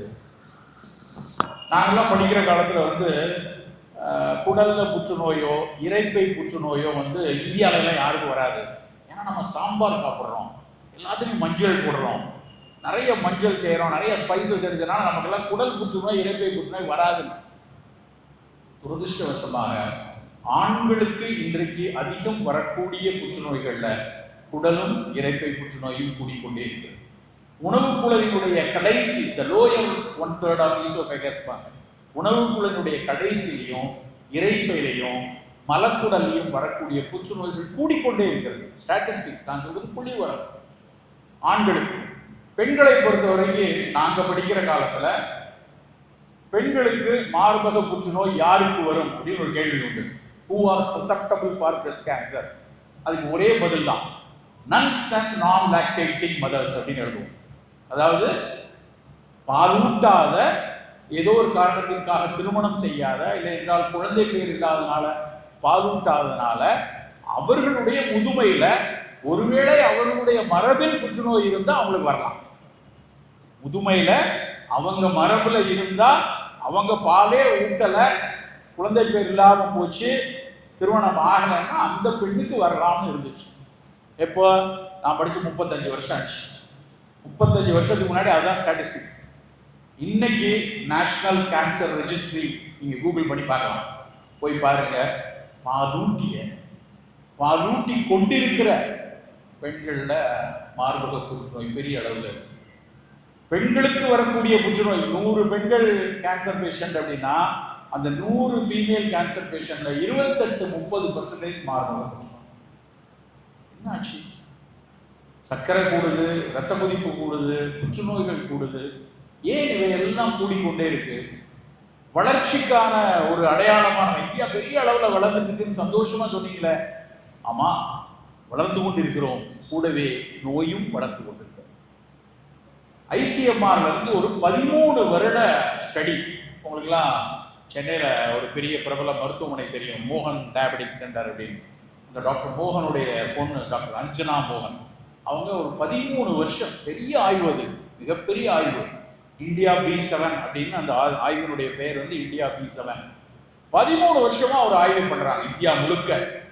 எங்க சர்க்கரை கூடுது, எங்க ரத்த கொதிப்பு கூடுது, எங்க ஒபிசிட்டி கூடுது, எங்க தொப்பை கூடுது, எங்க புற்றுநோய்கள் கூடுது எல்லாம் போட்டு இந்தியாவினுடைய மேப்பை லான்செட் அப்படிங்கிற ஒரு பத்திரிகை, அதுதான் மருத்துவ உலகினுடைய தலை சார்ந்த பத்திரிகை, அந்த லான்செட்ல பப்ளிஷ் பண்றான். எந்தெந்த மாநிலங்கள்ல எல்லாம் சர்க்கரை கூடுது, ரத்த கொதிப்பு கூடுது.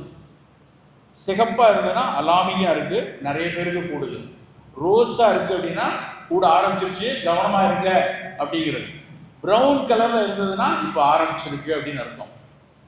27 பக்கம் இருக்கு அந்த ஆர்டிகல். நீங்க கூகுள் பாக்குறவங்களா இருந்தா இப்ப கூட எடுத்து பார்க்கலாம். அந்த 27 பக்கம் ஆர்டிகல்ல மேப்ல சிவப்பா இருந்தா கூடுது, ரொம்ப கூடியிருக்கு எச்சரிக்கை, ரோஸா இருந்தா கூட ஆரம்பிச்சிருச்சு, பிரவுனா இருந்தா கொஞ்சம் எச்சரிக்கையா இருக்கான்னு உள்ளது. அந்த இந்தியாவினுடைய மேப்ல எல்லா பக்கத்திலையும் ரத்த சிவப்புல இருக்குது தமிழ்நாடு. விளையாட்டா சொல்றேன், ரத்த சிவப்பா இருக்கு தமிழ்நாடு. போட்டிக்கு பக்கத்துல கேரளா, இங்க ரெண்டையும் விட்டு அந்த பக்கம் பஞ்சாப். நாங்கெல்லாம் படிக்கும்போது மணிப்பூர், அஸ்ஸாம், அருணாச்சல் பிரதேஷ்ல எல்லாம் நிறைய மலைப்பாங்கான இடம், அங்கெல்லாம் சுகர்லாம் வராது, பிபி வராதுன்னு படித்தோம். அங்கெல்லாம் இப்போ ரோஸ் கலர்ல இருக்கு. மொத்த இந்தியாவே சிகப்பும் ரோஸாவும் தான் இருக்கு. ஆனா ரத்த சிவப்பா இருக்குது தமிழ்நாடு. அதுக்கப்புறம் மகாராஷ்டிராவும் பஞ்சாபும் இருக்கு. நான் பல நேரம் யோசிச்சு பார்க்குறேன், நம்ம மாதிரியே தானப்பா அவனும் சோறு சாப்பிட்றான் ஆந்திரால, நம்மளை விட அதிகமாக வந்து அரிசி சாப்பாடு சாப்பிட்றாங்க, அவங்களோட ஏன் இங்கே வருது? வளர்ச்சிக்கும் இதற்கும் சம்பந்தம் இருக்கிறதா? ஒரு தொழில் ரீதியாக, வாழ்வியல் ரீதியாக, படிப்பு ரீதியாக எல்லா வகையிலும் வளர்ந்து வரக்கூடிய மாநிலங்கள் எல்லாத்துலேயும் இந்த நோயும் கூட. என்ன அர்த்தம் என்னன்னா, வளர்ச்சி பொருளாதார ரீதியாக வளர்ந்த அளவுல உளவியல் ரீதியாக, மனம் ரீதியாக மகிழ்வாக நாம் இல்லையோ அப்படின்னு ஒரு கேள்வி நமக்குள்ள வருது. நண்பர்களே, ஆன்மீகத்தில் ஆனந்தம் அப்படிங்கிற அந்த வார்த்தையை நான் பல நேரம் யோசிச்சு பார்த்தேன். எதுக்காக இப்படி வச்சுருக்காங்க? ஆன்மீகத்தில் ஞானம் இருக்கலாம், ஆன்மீகத்தில் முழுமை இருக்கலாம், ஆன்மீகத்தில் தியானம் இருக்கலாம். ஆன்மீகத்தின் வழியாக தியானம், ஆன்மீகத்தின் வழியாக ஆனந்தம் என்கிற வார்த்தை. அந்த ஆனந்தம் வார்த்தை மிக மிக முக்கியமான வார்த்தை. நீங்க எப்படி இருந்தாலும் ஒரு மகிழ்வான மனம் இருந்தால் மட்டும்தான் எந்த நோயும் ஜெயிக்க முடியும். அது அதுக்கான ஒரு வழியாக, ஆன்மீகத்தின் வழியாக அந்த ஆனந்தத்தை பெறுவதுதான் இந்த அமைப்பினுடைய அடிநாதமாக இருக்கிறது. அப்ப அந்த ஆனந்தத்தை ஆன்மீகத்தின் வழியாக பெறணும்னா ஆரோக்கியம் மிக மிக அடிப்படையான விஷயம். நம்ம அப்படியே தள்ளிட்டு போயிட முடியாது. இந்த புள்ளி விவரங்கள் எல்லாம் நமக்கு சொல்லக்கூடிய விஷயம், ஆரோக்கியமான வாழ்க்கைக்கு நம்மை நாம் தயார்படுத்திக் கொள்ளணும். பழைய காலம் மாதிரி இல்லை இன்னைக்கு உலகம். இன்றைய உலகத்துல நம்முடைய குழந்தைகள் நம்மை விட மிக வேகமாக ஓட வேண்டிய காலகட்டத்தில் இருக்காங்க. முன்னாடி எங்க தாத்தாலாம், எனக்கு ஞாபகம் இருக்கு, எங்க தாத்தாலாம் ஈசி சேர்ல தினமணி பேப்பரை படிச்சுக்கிட்டு, இந்து பேப்பரை படிச்சுட்டு அவருடைய ரிட்டையர்மெண்ட் லைஃப் அப்படியே இருப்பார். எல்லா மாமாக்கள் சித்தப்பாக்கள்லாம் அப்பா காபி குடிச்சிங்களா, அப்பா நீங்க சாப்பாடு சாப்பிட்டீங்களா, வரீங்களா, ஆஸ்பத்திரிக்கு போகலாமா, கேட்ராக்டுக்கு கொண்டு போ அப்படின்னு சொல்லி ஒரு வீட்டில் யாரோ ஒருத்தர் ரொட்டேஷன்ல போட்டு பண்ணிக்கிட்டே இருப்பாங்க தாத்தாக்களுக்கு. ஆனால் நமக்கு அப்படியான ஒரு சுத்தி கித்தி நமக்குள்ள சித்து பொண்ணு பையன் மருமகள்லாம் நம்மளை போயிட்டு வாங்கம்மா உங்களுக்கு கேட்ராக்டா இருக்கா, நம்ம போய் பார்த்துட்டு வரலாம், வாங்க இன்னைக்கு போய் HbA1c என்ன இருக்குன்னு பார்க்க கூண்டுறது போறதுக்கு எவரும் இருக்க மாட்டாங்க. ஐயோ அவங்கெல்லாம் நான் அவனை கஷ்டப்பட்டு படிக்க வச்சேன், அவனை இப்படி ஆக்குறேன், அவன் என் கூட இல்லையேன்னு நம்ம சொன்னோம்னா நம்ம தான் முட்டாள். அவர்களுக்கு அதை விட ஒரு நெருக்கடியான வாழ்க்கை இருக்கு, அவங்க ஓடிக்கொண்டே இருக்க வேண்டிய சூழல் இருக்கு. அப்ப அவர்களை எதிர்பார்க்காமல் நம்ம ஆரோக்கியமாக வைத்துக் கொள்வதற்கான வாழ்க்கையில் தான் ரொம்ப ரொம்ப அக்கறையான. நான் ஒரு பேஷண்ட்டுக்கு ஒரு தைலம் எழுதிருக்கேன், அவங்களுக்கு காலில் சொரியாசிஸ் மாதிரி இருக்குது, வெப்பாலை தைலம் எழுதியிருக்கேன். அந்த தைலத்தை எழுதிட்டு போகும்போது அடுத்த தடவை வரும்போது சார் தைலம் போட முடியல அப்படின்னு திருப்பி எடுத்துட்டு வந்தாங்க. என்னம்மா தைலம் போடுறதுக்கு என்னம்மா காலில் அப்படியே லேசாக போட்டுக்க வேண்டியதானே, கையில் போட்டுக்க வேண்டியதானே அப்படின்னா, இல்லை நான் வெளிநாட்டுக்கு போனேன், அங்கே தைலம் போட்டு குளிச்சோன்னா பாத்ரூமில் எல்லாம் அந்த எண்ணெய் ஆகுதுன்னு போடக்கூடாதுன்னாங்க. இப்போ எனக்கு ரொம்ப வேதனையாக இருந்துச்சு. ஒரு தைலம் போடுறதுக்கு கூட முடியாதுன்னு ஒரு குடும்பத்தில் இப்படி இருக்காங்களே அப்படின்னா, யோசிச்சு பார்த்தா அவங்க நாட்டில் என்ன சட்டம் இருக்குது எப்படி இருக்குன்னு தெரியாது. ஆனால் வாழ்க்கை எப்படித்தான் நமக்கு நாம் நினைத்த விஷயங்களை, நமக்கான விஷயங்களை நாம் செய்வதற்கான ஒரு சூழல், ஒரு ஈகோ சிஸ்டம், ஒரு என்விரான்மெண்ட் நமக்கு இருக்குமான்னு தெரியாது. அப்போ திரும்ப திரும்ப எந்த புள்ளிக்கு நம்ம வரணும் அப்படின்னா, இந்த நோய் கூட்டங்களினுடைய இறுக்கமான பிடிக்குள் சிக்கக்கூடாது. அப்படி அந்த இறுக்கமான பிடிக்குள் சிக்காமல் இருக்க நம்ம என்ன செய்யணும், அதைத்தான் நம்மளோட அடுத்த சில மணித்துளிகள் பேசலாம். நம்முடைய இந்த நோய்க்கெல்லாம் காரணம் எடுத்தீங்கன்னா, ஒன்று உணவு, முதல் காரணம் உணவு. ரெண்டாவது ரொம்ப முக்கியமான காரணம் சுற்றுச்சூழல். நம்ம என்விரான்மெண்ட்ல இருக்கக்கூடிய டேமேஜஸ் தான் இதுக்கு புற்றுநோய்கள்லாம் பெருகி இருப்பதற்கான மிக முக்கியமான காரணம் சூழல். சூழலில் நாம் ஏற்படுத்திய மாசுக்கள், சூழலில் நாம் மட்டும் நல்லா மகிழ்வா இருக்கணும். இந்த ஒட்டுமொத்த உலகமே ஆந்த்ரோபோசென்ட்ரிக் அப்படிமா, மனிதனை மையப்படுத்திய உலகாக மாறிடுச்சு. நான் நல்ல ருசியான சாப்பாடு சாப்பிடணும், நான் ரொம்ப அழகான சட்டை போடணும், எனக்கு குளிரூட்டப்பட்ட அறை வேணும், எனக்கு எல்லா விஷயங்களும் நல்லா இருக்கணுங்கிறதுக்காக இந்த பூமியில் இருக்கக்கூடிய எல்லா விஷயங்களையும் நாம் சிதைத்து கொண்டே வரோம். அதனுடைய விளைவு தான் நமக்கு கோவிட். நம்ம எல்லாரும் கோவிடை அது சீனாக்காரன் ஏதோ ரிசர்ச் பண்ணால் அவன் பண்ணதில் அது தப்பிருச்சு, இது பயோவார், பயாலஜிக்கல், இப்படி பல ஊகங்கள் நமக்குள்ள இருந்துச்சு. அது உண்மையாக இருக்கலாம், பொய்யா இருக்கலாம். ஆனால் உண்மையில் நடக்கிற விஷயம் என்ன அப்படின்னா, இந்த பூமி மிக அதிக அளவில் வைத்திருந்தது வைரஸ் தான். இந்த பூமியே வைரஸ், பூமி முழுக்க வைரஸ் தான். நாம கடைசியாக சேர்ந்த உயிரினம். ஆனால் நம்ம என்ன பண்ணோம்னா, அந்த உயிரினங்களுக்கான இடமே நம்ம கொடுக்கல, அவர்களுக்கான வாழ்க்கையே கொடுக்கல. ஒரு பெரிய பேட்டை ரவுடிப்பாங்க, ஒரு இடத்த போய் ஆக்கிரமிச்சுட்டு, இதெல்லாம் அஞ்சு போ, இதெல்லாம் நான் என் மச்சனா இவங்களாம் தான் இருக்கணும், இதெல்லாம் காலி பண்ணு, அந்த மனநிலையில தான் நம்ம மற்ற உயிரினங்கள் எல்லாம் விரட்டிட்டு நாம மட்டும் வாழணும்னு நினைத்ததனுடைய விளைவு தான் கோவிட் சேர்ந்துச்சு.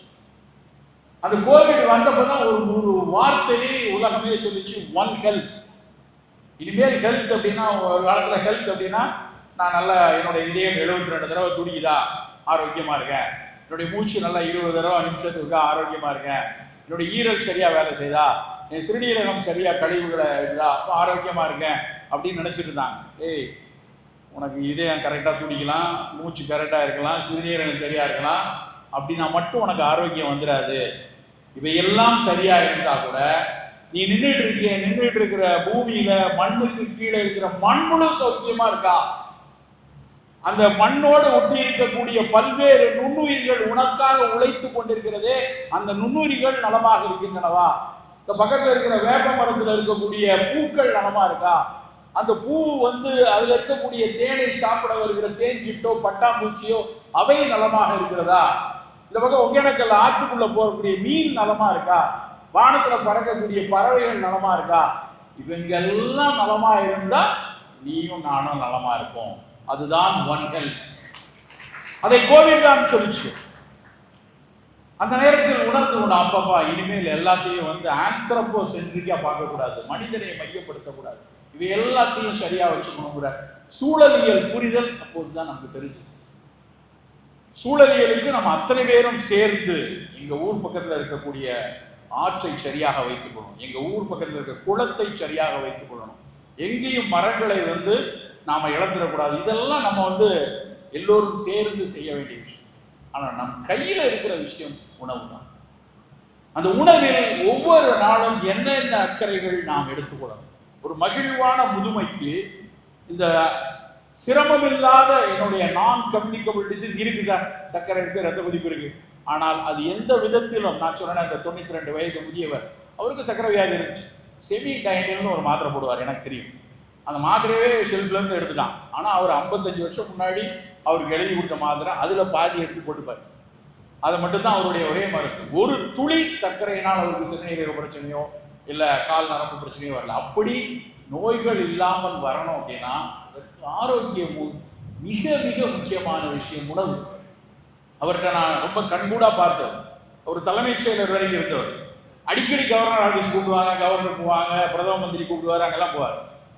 பிரதம மந்திரி கூட போய் பார்க்கறதுக்கு போகும்போது கூட டப்பால கேழ்வரகு ரொட்டி கொண்டு போன ஒரே ஆள் அவர் தான், எனக்கு தெரியும். கவர்னர் ஆஃபீஸ்னாலே பெரிய அங்கெல்லாம் பெரிய விருந்துகள் இருக்கும், பயங்கரமா இருக்கும். ஒரு 2 இட்லியும் சாம்பார் அதை மேலே ஊற்றி டப்பால் வச்சு எடுத்துட்டு போவார். எனக்கு தெரியும் அந்த அளவுக்கு கட்டுப்பாடு. நான் இப்படி தான் இருப்பேன். அங்கெல்லாம் ரொம்ப விருந்து உணவாக இருக்கும், ஸ்வீட்டாக இருக்கும், அப்படி பயங்கரமாக இருக்கும். ஒரு முறை நான் வந்து தோசை எங்கேயோ கடையிலேருந்து வாங்கியிருக்கேன். அப்போ வந்து அவர் என்கிட்ட கேட்டார், எவ்வளோ சார்? 12 ரூபா. 12 ரூபாயா? நான் பிஎஸ்சி படிக்கும் போது மொத்த என்னோட ஃபீஸே 10 ரூபா தான். 12 ரூபாய்க்கு ஒரு தோசையா? அதையே உங்கள் வீட்டில் நீயே ஊற்றிக்க மாட்டியா? எதுக்கு போய் கடையில் வாங்கினேன் அப்படின்னு என்கிட்ட சண்டை போட்டார். அப்படி ஒரு வாழ்க்கை. அப்படி ஒரு கட்டுப்பாடு இருந்ததுனால தான் அவருக்கு வந்து அந்த சர்க்கரையை வந்து கையாள முடிஞ்சது. நண்பர்களே, நாமும் ஒரு சில கட்டுப்பாடுகளை இப்போது இருந்தே, இன்றைக்கு இருந்தே, இந்த 101 மொழியிலிருந்தே நாம் துவங்க வேண்டும். அப்படி என்ன செய்யலாம்? என்ன மாதிரியான கட்டுப்பாடுகளை, என்ன மாதிரியான பழக்க வழக்கங்கள்? இதை கட்டுப்பாடு நினைச்சு ஏதோ பயங்கர போலீசிங்லாம் நினைக்க வேண்டியதில்லை. இயல்பாக இருக்க முடியும். சிறு சிறு அக்கறைகள், சிறு சிறு கரிசனங்கள் பண்ணலாம். ஒன்னொன்னா பார்க்கலாம். முதல் விஷயம், காலை நம்ம எழுந்த உடனே காலை நாம் குடிக்கக்கூடிய தேநீர், காஃபி. 200 வருஷமா தான் பழகியிருக்கேன். ஆனால் நம்மள பாதி பேருக்கு அதை விட முடியாது. நான் சித்த வைத்தியனால நான் வந்து ப்ரிஸ்கிரிப்ஷன் எழுத போவேன். எழுத போகும்போது டக்குன்னு பேசிட்டு சொல்லுவாங்க, சார் நீங்கள் பாட்டுக்கு எதை வேணாலும் எழுதுங்க, கடைசியில் காஃபியை குடிக்காத, டீயை குடிக்காத, எங்கள் பத்தியம்னு சொன்னீங்கன்னா நான் இப்போ எழுச்சி போயிடுறேன், வெளியே ஃபீஸ் கொடுத்துட்டு போயிடுறேன். காஃபி குடிக்காமலாம் தலைவலி வரும் சார் அப்படிம்பாங்க. 200 வருஷத்துக்கு முன்னாடி அப்படி ஒரு சிக்கல் இருந்ததில்லை. அந்த காலத்தில் காப்பி இல்லை அப்படின்னு ஒரு புத்தகம் இருக்கு, ஏஆர் வெங்கடாச்சலபதி எழுதிய புக்கு. அதில் ஒரு ஆர்டிக்கல் எனக்கே ரொம்ப ஆச்சரியமா இருக்கும். அந்த காலத்தில் காப்பி இல்லைன்னா அந்த காலத்தில் எப்படி இருந்தோம்னா வெளியே போஸ்டர் ஒட்டியிருக்காங்களாம். அந்த போஸ்டரே அவர் எடுத்து போட்டிருக்காரு. இந்திய ஆவண காப்பகத்தில் வந்து அந்த போஸ்டர் எடுத்து போட்டிருக்காரு. காங்கிரஸ் கூட்டங்களை ஏதோ ஒரு கட்சிக்கு சுதந்திரத்துக்கான கூட்டம், அந்த கூட்டத்துக்கு வந்து இவ்விடம் வந்து இவர் உரையாற்றுவார், இவர் பேசுவார், கண்டிப்பாக காபி தேநீர் போன்ற லாகிரி வஸ்துக்கள் வழங்கப்பட மாட்டாது அப்படின்னு போர்டு போட்டிருக்காங்க. அவ்வளோ இதாக இருந்திருக்காங்க. காஃபி டீலாம் நாங்கள் கொடுக்க மாட்டோம், அவ்வளோ நல்ல கூட்டம் கூட்டினாலும் அதெல்லாம் கிடையாதுன்னு எழுதி ஒட்டியிருக்கானுங்க போஸ்டரில். ஆனால் இன்னைக்கு காஃபி டீ இல்லாமல் இருக்க முடியாது.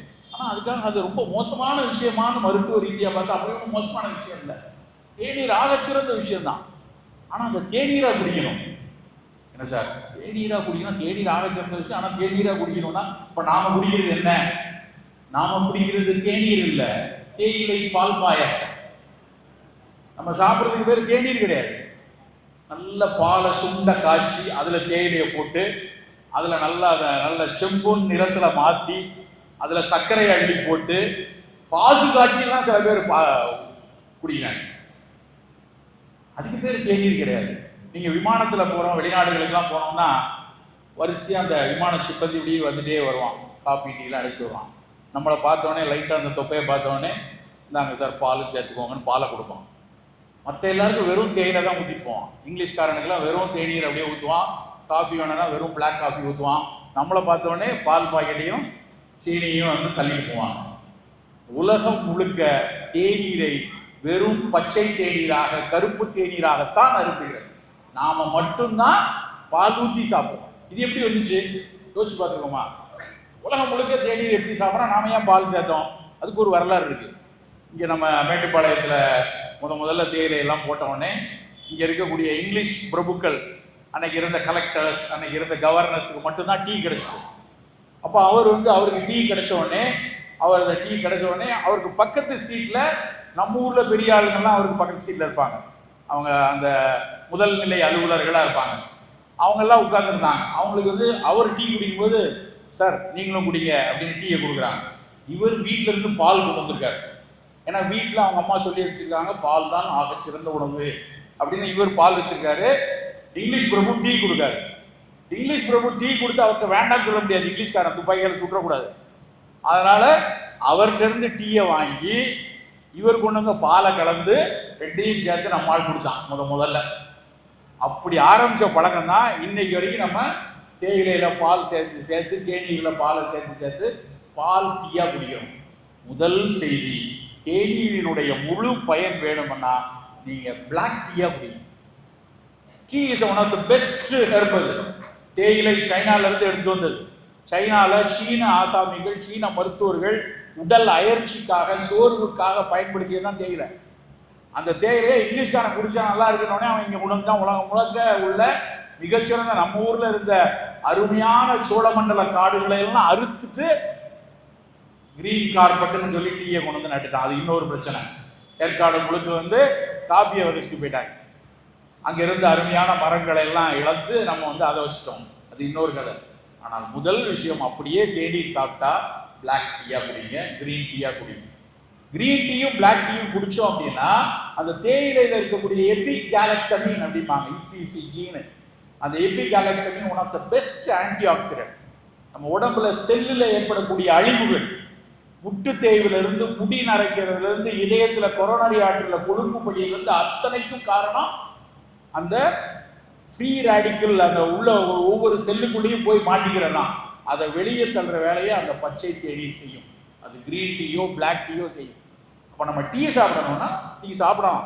அதை வாரத்துக்கு 2 நாள் 3 நாள் இப்படி சாப்பிட்டுங்க. நான் கும்பகோணம் டிகிரி காப்பி தான் சார் காலையில் சாப்பிடுவேன். கள்ளி சொட்டா டிகாஷன் இறங்கணும், அதில் பால் ஊற்றணும், அப்படி சாப்பிட்டா வாரத்துக்கு 1 நாள் சாப்பிட்டுக்கோங்க, 2 நாள் சாப்பிட்டுக்கோங்க. மீதி இருக்கிற 5 நாட்கள் நம் உடலுக்கு பாதுகாப்பு தரக்கூடிய மூலிகை தேநீராக எடுத்துக்கலாம். அது என்ன சார் மூலிகை தேநீர்? ஆவாரை பூத்திருக்க சாவாரை கண்டதுண்டோ, சித்த மருத்துவம். சாதாரண பூ, சுத்தி வறண்ட நிலமெல்லாம் பூத்து குலுங்குற ஆவாரை பூ. அந்த ஆவாரையை பற்றி அவ்வளவு சித்த மருத்துவம் சொல்லுது.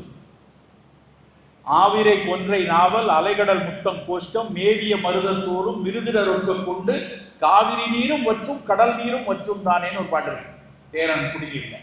என்ன அர்த்தம் அப்படின்னா, அந்த ஆவாரை, கொன்ற, நாவல், அலைகடல், கடல் இளைஞ்சில், முட்டக்காசு, கோஷ்டம், இது எல்லாத்தையும் கஷாயமா குடிச்சேன்னா காவிரி நீரும் வத்தும் கடல் நீரும் வத்தும்னு பரிபாஷையில சொல்லிடலாம். என்ன சார், காவிரி நீர் ஏற்கனவே பல நாள் வத்தி தான் கிடக்கு, அது என்ன அர்த்தம்? காவிரி நீர் வத்தோம்னா காவிரி நீர் இனிப்பா இருக்கும். உன் யூரின் இனிப்பா இருந்ததுன்னா சர்க்கரை கட்டுப்பாடு இல்லைன்னு அர்த்தம். யூரின் கிளைகோசூரியான்னு அர்த்தம். அந்த யூரின்ல சர்க்கரை போறதையும் சரியாகும். சர்க்கரை போய் புரதம் கழியாகிற உப்பு நீராக அது மாறினா அதையும் சரியாகக்கூடியது ஆவாரை கஷாயம் என்றுதான் அதுக்கு பொருள். இன்னைக்கு பல ஆராய்ச்சிகள் பண்ணி அந்த ஆவாரை எந்த அளவுக்கு நம்ம சர்க்கரை செல்லுக்குள்ள தள்ளக்கூடிய குளுக்கோஸ் டிரான்ஸ்போர்டேஸ் என்சைமை இம்ப்ரூவ் பண்ணது இன்னைக்கு கண்டுபிடிச்சிருக்கான். நாம ஏன் ஒரு ஆவார கஷாயம் குடிக்கூடாது? 2 நாள் டீ குடிப்போம், டிவியில் விளம்பரம் போடுறான், அதிமதுரம் அடங்கியது 10 ரூபா பாக்கெட். உடனே போய் 3 ரோசஸ் பாக்கெட்டை வாங்கி சாப்பிட்றான். அவன் அதிமதுரம் அடங்கியது அவன் ஒத்துக்கிட்டோம். நாம ஏன் ஒரு நாளைக்கு ஒரு ஆவார டீ குடிக்கலாம்? கரிசலாங்கண்ணி, அடிக்கடி இருமல், சளி, இளைப்பு இருக்கவங்களுக்கு கரிசாலை தேடி வெறும் கரிசலாங்கண்ணி. வள்ளலார் வணங்கி தொழணும் தாய் போல அப்படின்னு கரிசலாங்கண்ணியை சொல்றாரு. யூக்லிப்டா ஆல்பான்னு இந்த பிளான்ட். அந்த கரிசலாங்கண்ணிக்கு தமிழ்ல இன்னொரு பேர் தேகராஜன். தேகரா சச்சுரதம் தில்லிய நேர் கூட்டி பாகமுற காய்ச்சி பருகுவார் காகமுனும் சளி தீரும் காணே ஒரு பாட்டு. என்ன அர்த்தம்னா, இருமி சளியை துப்புனா காக்கா தூக்கிட்டு போமா. அந்த மாதிரி சளி இருக்கவங்களுக்கு கரிசலாங்கண்ணி கஷாயம், அது ஒரு டீயை குடிக்கலாம். கரிசாலை தேடி கரிசாலை டீ குடிக்கலாம். நெல்லிக்காய் டீ, வெறும் நெல்லிக்காய். உங்க ஊர் பக்கத்துல தான் அந்த நெல்லிக்காய்க்கு உலக புகழ் கிடைச்சது. 2000 வருஷமா சங்கம் பாராட்டினது இந்த ஊர் பக்கத்துல இருந்து வந்த அந்த அதியமானியினுடைய செய்தி தான். கொண்டாடணுமா வேண்டாமா நம்ம நெல்லிக்காய? தருமபுரி முழுக்க நெல்லிக்காய். நான் வர வழியெல்லாம் பார்த்தேன். சேலத்துல இருந்து எல்லா இடம் மாம்பழம் இருக்கு, சந்தோஷம் தான். நம்ம ஊர் பழம் எல்லா இடம் மாம்பழமா இருக்கு. அதுக்கு இணையா கொண்டாட வேண்டிய ஒரு பழம் நெல்லிக்காய். ஆனா நாம அவ்வளவு கொண்டாடுறது இல்லை. நான் ஒரு முறை திருநெல்வேலியிலிருந்து அப்படி வாகனத்துல வரும்போது ஒரு தோட்டம், அந்த ஒரு இயற்கை வேளாண் கூட்டத்துக்கு போயிட்டு அப்படி தோட்டத்துக்கு வரேன். அந்த தோட்டத்துல முழுக்க நெல்லிக்காய் காய்ச்சிருக்கு. அந்த மரம் முழுக்க நெல்லிக்காய் காய்ச்சிருக்கதே ஒரு பேரழகு. பார்க்கவே அவ்வளோ சந்தோஷமா இருந்து டக்குன்னு வண்டியில் இருந்து அந்த தோட்டக்காரர்கிட்ட போய் கொஞ்சம் நெல்லிக்காய் பறிச்சுட்டு போகலாம் அப்படின்ட்டு, சார் கொஞ்சம் நெல்லிக்காய் கொடுப்பீங்களா, சென்னைக்கு போகிறாங்க, நான் பையில் எடுத்துக்கிறேன் அப்படின்னா, அப்படியே மேலேங்களையும் பார்த்தாரு. சரி சார் போய் எடுத்துங்க அப்படின்னாரு. போய் எடுத்துக்கங்கிறாரு. நம்மளே போய் எடுக்க சொல்லாருனால வெளிநாடுகள் எல்லாம் அந்த பிளக் அண்ட் பே அப்படிம்பாங்க. போய் நம்மளே செரி பழத்தை போட்டு இடம் பார்த்து அப்படியே கொடுப்போம். அது மாதிரி கொடுத்துட்டாங்க போல இருக்கு அப்படின்னு நான் போய் அங்கங்கே போய் ஒரு பை நிறையா கிட்டத்தட்ட ஒரு 10 கிலோவாவது எடுத்துப்பேன். ஒரு 7-8 கிலோ எடுத்துட்டு அந்த பேக்கை தீடுந்து, சார் எடை போடுங்க, எவ்வளோ கொடுக்கணும் அப்படின்னா, எடுத்துட்டு போங்க சார். இன்னும் நம்மளை தெரிஞ்ச ஆளாவும் தெரியல, அவர் பாட்டுக்கு எடுத்துட்டு போங்க சார் சொல்றாரு. அவர் முதலாளியா இல்லை தொழிலாளியா என்னன்னு தெரியலையே அப்படின்னு நான், சார் கிட்டத்தட்ட 7-8 கிலோ இருக்குங்க. சார் எடுத்துட்டு போங்க சார், இங்கே பரிகூலி கூட கிடையாது. என்ன அர்த்தம்? பரிகூலி கூட கிடையாது. 3 ரூபா 5 ரூபாய்க்கு வந்து கேட்டுட்டு போறாங்க சார், அது நீங்களா சாப்பிட்டு போங்க சார் அப்படின்னு கொடுக்குறாரு. எனக்கு அவ்வளவு வேதனையா இருந்தது. சங்க காலத்தில் இருந்து பாடப்பட்ட ஒரு நெல்லிக்காய்க்கு நாம கொடுத்துருக்க இடம் அதுதான். இன்னைக்கு நிச்சயமா சொல்ல முடியும், 200 வீடுகள் இருக்கு, 300 வீடுகள் இருக்குன்னா உங்க வீட்டுல எல்லாம் ஒருவேளை ஆப்பிள் இருக்கலாம். எல்லாரும் ஃப்ரிட்ஜில் ஒரு ஆப்பிள் வரமா யாராவது வாங்கினதை கொண்டு போட்டுருக்கலாம். டைனிங் டேபிள்ல பிள்ளைக்காக ஒரு ஆப்பிள் வச்சிருக்கலாம். நம்மள எத்தனை பேர் தினம் நெல்லிக்காய் வைத்திருக்கிறோம்? மிக குறைவான நபர்கள். ஆனால் தினம் நெல்லிக்காய் சாப்பிடுவதில் ஒரு தவறு கிடையாது, அவ்வளவு பெனிஃபிட் இருக்கு. அதுவும் இது மாதிரியான கோடை காலத்துல நெல்லிக்காய் ஆகச் சிறந்த கனி. அதை கிடைக்கிறப்ப அப்படியே ஃப்ரெஷ்ஷாக சாப்பிடுவோம்.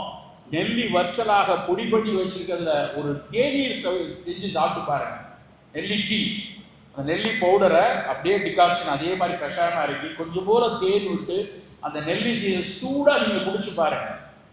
முதல் முறையாக நான் ஒரு 10 வருஷம் முன்னாடி தான் ஒரு நண்பர் வீட்டில் குடித்தேன். அப்போ தான் எனக்கே சார் இதை டீயாகவும் குடிக்கலாமா அப்படின்னு எனக்கு தோணுச்சு. ரொம்ப முக்கியமான விஷயம், நெல்லிக்காய் மட்டும்தான், நல்லா குடிச்சுக்கோங்க, நெல்லிக்காய் மட்டும்தான் உலர்ந்தால் கூட, அது சன் ட்ரை பண்ணி உலர்ந்தா கூட அந்த விட்டமின் சி குறையாது, அதில் இருக்கக்கூடிய விட்டமின் சி குறையாது. அவ்வளவு சிறப்பானது நெல்லிக்காய். அப்போ நம்ம காலை பானம்ங்கிறது நண்பர்களே வெறும் காஃபியாகவும் இந்த தேநீர் பால் பாயசமும் இன்னும் இருக்க வேண்டாம். நம்ம வீட்டில் டீ நம்ம எப்படி இருக்கணும்னா black tea, green tea, lemon tea, இல்லை நெல்லிக்காய் டீ, கரிசலாங்கண்ணி டீ, ஆவாரை டீ, அப்படி ஒரு ஃபங்க்ஷனல் பிவரேஜா, அதாவது ஃபங்க்ஷனல் ஃபுட்டுக்கும் ஒரு வித்தியாசம். ஃபுட் அப்படின்னா வெறும் பசியை ஆத்துறது, இல்லை ருசிக்கானது, ஒரு டெலிகசிக்கானது இருக்கலாம். ஃபங்க்ஷனல் ஃபுட் அப்படின்னா ஏதாவது ஒரு வகையில் நம்ம உடலுக்கு ஆரோக்கியம் தரக்கூடியதாக இருக்கும். நெல்லிக்காய்க்கும் ஆவாரைக்கும் செம்பருத்திக்கும் சுக்குமல்லிக்கும் அப்படியான பயன் இருக்கு. அப்போ ஏன் நம்ம தினம் அதை எடுக்கக்கூடாது? ஒரு நெல்லிக்காய் கொடுக்கும்போது அதில் கிடைக்கிற ஆன்டி ஆக்சிடென்ட் நமக்கு ஒரு கேன்சரினுடைய ஒரு கூறு எங்கேயாவது அடிக்கப்பட்டுச்சுன்னா அது எவ்வளோ பெரிய விஷயம் நமக்கு தெரியாது. உடனே அது குடிச்சோடனே கேன்சரே வராதா, செம்பருத்தி டீ குடிச்சோடனே பிபிலாம் காணாமல் போயிருமா அப்படி சொல்லலை. பட் தினம் தினம் நம்ம எடுக்கும்போது நமக்கு ஏதாவது ஒரு சிறு பயன் கிடைத்து கொண்டே இருக்கும். இதெல்லாம் ரொம்ப விலை கூடுன விஷயமா கிடையாது. செம்பருத்தி பூ என்ன விலை இருக்கு, நெல்லிக்காய்க்கு என்ன விலை, சுக்குமல்லிக்கு என்ன விலை, ஒன்றும் கிடையாது. நாம செலவழிக்கக்கூடிய மருத்துவமனைக்கு கொண்டு போய் கொட்டக்கூடிய பணத்துக்கு ஒரு பங்கு கூட இதுல வராது. அப்ப நம்முடைய காலை பானம்ங்கிறது ஏதாவது ஒரு வகையில உடலுக்கு ஆரோக்கியம் தரக்கூடியதா இருக்கும். காலையில சாப்பிடக்கூடிய விஷயம் பித்தத்தை தணிக்கக்கூடியதா இருக்கும். காலையில் நம்ம எல்லாருக்குமே கொஞ்சம் பித்தம் கூட இருக்கும். இரவெல்லாம் பகலெல்லாம் சூரியனுடைய ஆட்சியில நம்ம உடல் குளிரும். சந்திரனுடைய ஆட்சி இரவுல சந்திரன் இருக்கும்போது, நிலவு இருக்கும்போது நம்ம உடல் வெம்மையாகும். அந்த வெம்மையாகும் போது அதிகாலையில் அந்த வெம்மையை குறைக்கணுங்கிறதுக்காக தான் காலையில நம்ம குளிக்கிறோம். காலையில எது குளிக்கணும்? அழுக்கெல்லாம் ஆச்சுன்னா சாயந்தரம் போய் தானே குளிக்கிறோம். நம்ம ஏன் காலையில குளிக்கிறோம்? இரவு உடல் வெம்மையாக இருக்கும். அந்த வெம்மையை தணிப்பதுக்கு தான் காலையில தலைக்கு தண்ணி ஊற்றுறோம். அதே மாதிரி காலையில தலைக்கு தண்ணி ஊற்றி வெம்மையை தணிக்கிற மாதிரி நம்ம காலையில குடிக்கக்கூடிய ஒரு கரிசலாங்கண்ணி டீயோ, இல்லை ஆவாரை டீயோ, ஒரு சுக்குமல்லி காஃபியோ நம் உடலினுடைய சூட்டை பித்தத்தை தணிக்கும் நண்பர்கள். ஏர்லி மார்னிங் தான் பல நோய்கள் வருது. நல்லா கவனிச்சிருக்கீங்களா? ஸ்ட்ரோக் வர்றது, இஸ்கிமிக் ஹார்ட் டிசீஸ் வர்றது, ஒரு வீசிங் மிக தீவிர நிலைக்கு வர்றது எல்லாமே ஏர்லி மார்னிங். அந்த 2 மணி 3 மணி 4 மணி சீரம் கார்டிசால் சுரக்கக்கூடிய நேரத்தில் தான் வரும். அதுக்கு காரணமே நம்ம அந்த அதிகாலை நேரத்தில் வெம்மை அதிகமாகிறது தான் அதனுடைய காரணம். அப்போ இரவு மிகச்சரியான தூக்கம் இருந்தால் தான் இந்த நோயெல்லாம் வராது. அதிகாலையில் நம்ம எடுக்கக்கூடிய முதல் பானம் ஃபங்க்ஷனல் பிவரேஜாக இருக்கும். இதுதான் முதல் செய்தி. நம்முடைய சர்க்கரை வியாதியோ, ரத்த கொதிப்போ, புற்றுநோய்களோ வராமல் தடுக்கணும்னா முதலில் இந்த பழக்கத்தை வச்சுக்கணும். 2வது காலை உணவு. காலை உணவு என்ன சாப்பிடலாம்? காலையில் பானம் இது கொடுத்தாச்சு. மார்னிங் பிரேக்ஃபாஸ்ட் எப்படி எடுத்துக்கலாம்? காலை உணவுன்னொடனே நமக்கு எல்லாருக்கும் இட்லி, தோசை, வடை, பொங்கல், மசால் தோசை, ரவா ஆனியன் மசால் தோசை, இதான் மனசுக்குள்ள வருது. இது தவிர வேற உணவு இல்லையா? எப்போ போனாலும் எனக்கு பல நேரத்தில் ஆச்சரியமாக இருக்குது. இட்லியும் வடையும் எப்படா ஒன்றா கூட்டணி சேர்ந்தது? கூட்டணிங்கிற வார்த்தையை இப்போ தான் ரொம்ப பிரபலமாக இருக்கிற ஒரு வார்த்தை. என்னைக்கடா இது ரெண்டும் சேர்ந்ததுன்னு யோசிச்சு பார்க்குறேன். வடை மூத்துது. உண்மையிலேயே வடை மிகப்பெரிய சங்க இலக்கிய காலத்திலேயே உளுந்து தலை பெய்தின்னு ஒரு பாட்டு இருக்கு. அது வடை. இட்லி ரொம்ப 13ஆம் நூற்றாண்டுல தான் நம்மால் ஒருத்தன் வந்து ஒரு பல்லவ மன்னன் வந்து இந்தோனேஷியா போய் அங்கே ஒரு பொண்ணை தூக்கிட்டு வந்துட்டான். அங்கே ஒரு பொண்ணை கல்யாணம் பண்ணிட்டு வரும்போது அந்த பொண்ணை பெற்றவர் கூடவே புள்ள வெளிநாட்டுக்கு போகுது, நம்ம ஊர் சாப்பாடெல்லாம் கஷ்டப்படுமேன்னு ஒரு 5-6 சமையல் கலைஞர்களை இந்தோனேஷியாவில் இருந்து அனுப்பி விட்டாங்க. இந்தோனேஷியாவில் இருக்கவங்களுக்குலாம் அந்த அரிசியை ஆவியில் வேக வச்சு செய்யக்கூடிய பழக்கம் அவங்களுக்கு நிறையா இருக்குது. அவங்கெல்லாம் டம்ப்ளிங், நம்ம கொழுக்கட்டைன்னு சொல்கிறோம் இல்லையா, அதை அவங்க டம்ப்ளிங்னு சொல்லுவாங்க. சீனர்கள், இந்தோனேஷியர்களுக்கெல்லாம் அந்த வெறும் அரிசியை பயன்படுத்தக்கூடிய ஆர்ட் அவங்கள்ட்ட இருந்திருக்கு. அவன் அங்கேருந்து வந்து இவனுங்க உளுந்து வச்சு செய்கிறான், நம்ம அரிசியை வச்சு செய்கிறோம், ரெண்டையும் சேர்த்துடலாமே அப்படின்னு 13ஆம் நூற்றாண்டில் தான் இட்லியை பிறந்துச்சான். 14ஆம் 15ஆம் நூற்றாண்டில் தான் தோசையே வந்திருக்கு. இட்லி தோசைலாம் ரொம்ப யங்ஸ்டர்ஸ், ஜூனியர்ஸ். ஆனால் அதுக்கு முன்னாடி என்னெல்லாம் இருந்தது? நாஞ்சில் நாடன் ஒரு எழுத்தாளர், ஆகச்சிறந்த எழுத்தாளர். நாஞ்சில் நாட்டு உணவுகள்னு ஒரு புக் எழுதியிருக்காரு. தயவுசெய்து வாங்கி படிங்க. உணவு பற்றி ஆர்வம் இருக்கிறவங்க. அதில் உணவு மட்டும் இல்லை, மிக அழகான இலக்கியமும் வரலாறும் அதில் இருக்கு. படிக்க படிக்க எனக்கு அந்த புத்தகம் படித்து அப்படியே மெய் சிலுத்துட்டேன். இவ்வளவு ஒரு வரலாறு இருக்குமா? அதுலேயே ஒரு செய்தி. உங்களை எத்தனை பேருக்கு தோண்டி தெரியும்? தோண்டி அப்படிங்கிற சொல் நமக்கு ஒரு பாட்டில் ஞாபகம் இருக்கும். தோண்டி, நந்தவனத்தில் ஒரு ஆண்டி 4-6 மாதமாய் குயவனை வேண்டி கொண்டு வந்தானடி ஒரு தோண்டி. அந்த தோண்டி என்னது? அது ஒரு நாஞ்சில் நாட்டு சொல் என்று நாடன் எழுதுறாரு. அந்த தோண்டிங்கிறது புட்டு அவிக்கிற ஒரு பாத்திரம். அது மண் தோண்டி வச்சிருந்திருக்காங்க. 4-6 மாதமாய் குயவனை வேண்டி கொண்டு வந்தானடி ஒரு தோண்டி. அது பிலாசபிக்கல் சாங், அது தெரியும் உங்களுக்கு. 4-6 மாசம்னா 10 மாசமா ஒரு பிள்ளைய வந்து கூத்தாடி போட்டு உடைச்சாண்டின்னு சொன்னோம் இல்லையா. அதுக்கு அந்த தோண்டிங்கிற சொல்ல நான் தேடி பார்த்தேன். எங்கடா இருக்குப்போ அன்னைக்கு நாட்டு நாடன் புக்கு படிச்சோன்னா அவ்வளோ ஆச்சரியமா இருந்துச்சு. அந்த மண் தோண்டியில ஸ்டீம் குக்கிங் பண்ணியிருக்காங்க நம்ம ஆளுங்க. தண்ணியை போற வச்சு மேலே வந்து அந்த மண் தோண்டிக்கு மேலே வந்து மூங்கில் குழாய் வைத்து தான் புட்டை வச்சிருக்காங்க. மூங்கில் குழாயை கரெக்டாக அதில் சொருகி ஒவ்வொரு கனவுலையும் கொஞ்சம் அரிசி, அதுக்கு மேலே தேங்காய், அதுக்கு மேலே அரிசி, அதுக்கு மேலே தேங்காய்னு வச்சு தான் புட்டு மாவு வந்து அன்றைக்கு செய்திருக்கிறார்கள். ஸ்டீம் குக்கிங்கில் வந்து குக் பண்ணிக்கலாம். நிறைய நாள் வந்து எனக்கு சந்தேகம் வந்தது, இந்த இட்லி வந்து இந்தோனேஷியாவில் தான் வந்ததுன்னா அப்போ நமக்கு ஸ்டீம் குக்கிங்கே தெரியாதா அப்படின்னா இருக்கு. புட்டை வச்சுருக்கோம், நம்ம அப்பம் சுட்டு இருக்கிறோம், ஆப்பம் செய்திருக்கிறோம். ஆனால் தோசை இட்லிலாம் சமீபத்தில் வந்துடும். ஆனால் சமீபத்தில் வந்த விஷயத்தில் நம்ம மொத்தமாக போய் விழுந்து நம்ம காலை சாப்பாடுனா இட்லி தோசை.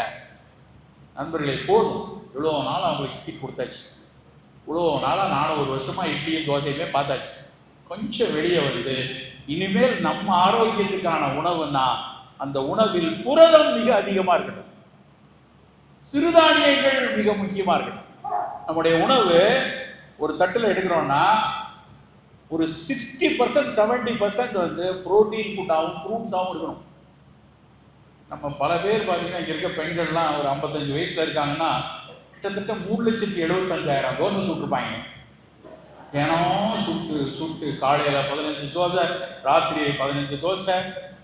ஞாயிற்றுக்கிழமை ஆனால் அவ்வளோ பெரிய குண்டால தோசைமா வரைச்சி ஃப்ரிட்ஜுக்குள்ளே வச்சுட்டு காலையிலையும் சாயந்தரமும் இட்லி தோசை மாற்றி வேணாம். இனிமேல் தோசைக்கு அரைக்காதீங்க. தோசைக்கு அரைச்சி வீட்டில் வைக்கிறது என்னைக்காவது திருவிழா அன்னைக்கு பார்த்துக்கலாம். அன்னைக்கு நமக்கு இட்லி வேணும்னு வச்சுக்கலாம். இட்லி சிறப்பான உணவு தான். ஆனால் யாருக்கு? குட்டீஸ்க்கு, சின்ன குழந்தைகளுக்கு இட்லி கொடுங்க, தப்பே இல்லை. 50 தாண்டிட்டோம், 45 தாண்டிட்டோம் அப்படின்னாலே இட்லி தோசை ஒரு ஃபங்க்ஷனலாக ஏதாவது ஒரு திருவிழாக்களில் நம்ம சாப்பிட்டுக்கலாம். மற்ற நேரம் நம்ம என்ன சார் சாப்பிட்றது?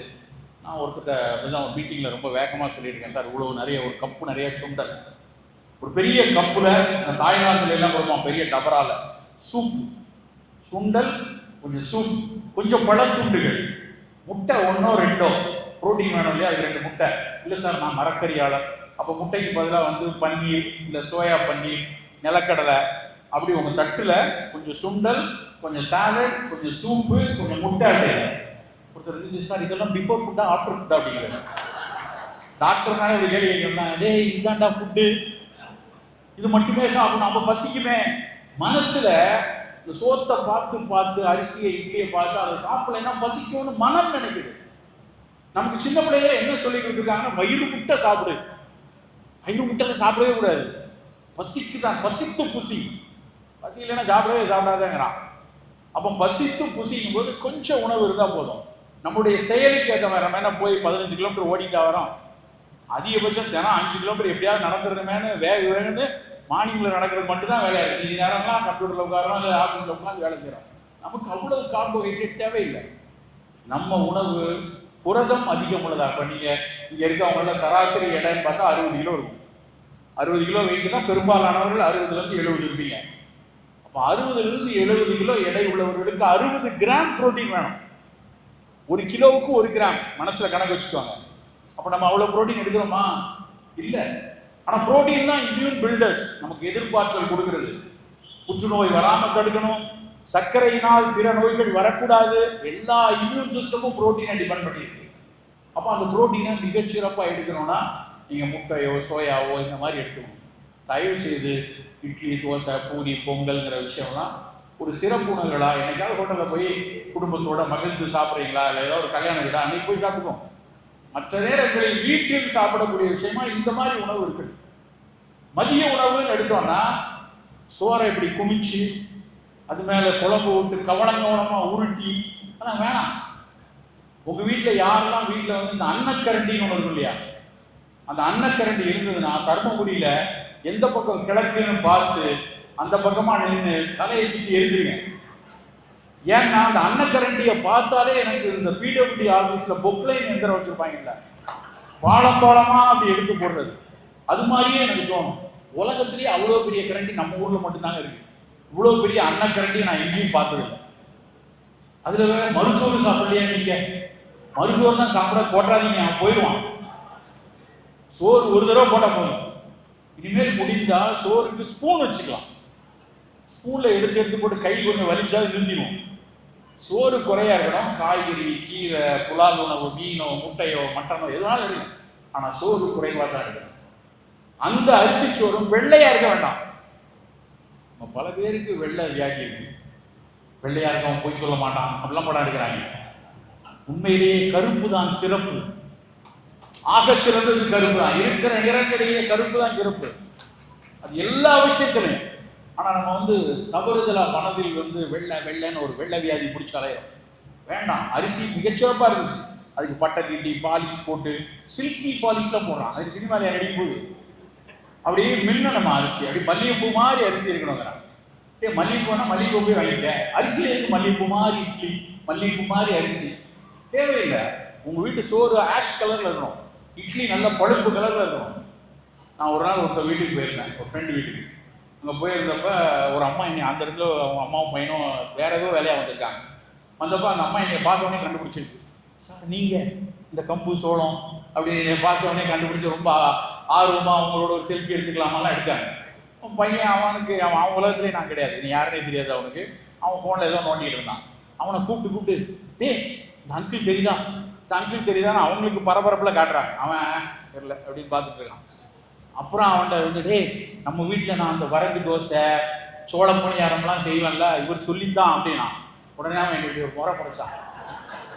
நான் ஏதோ ஒரு சம்பவம் நடக்க போகுது அப்படின்னு தயாராகிட்டேன். அவன் ஒரு கேள்வி கேட்டான் பாருங்க என்னை பார்த்து, நீங்கள் தான் இந்த அழுக்கு தோசை அழுக்கு இட்லிலாம் ஆக்குனதா?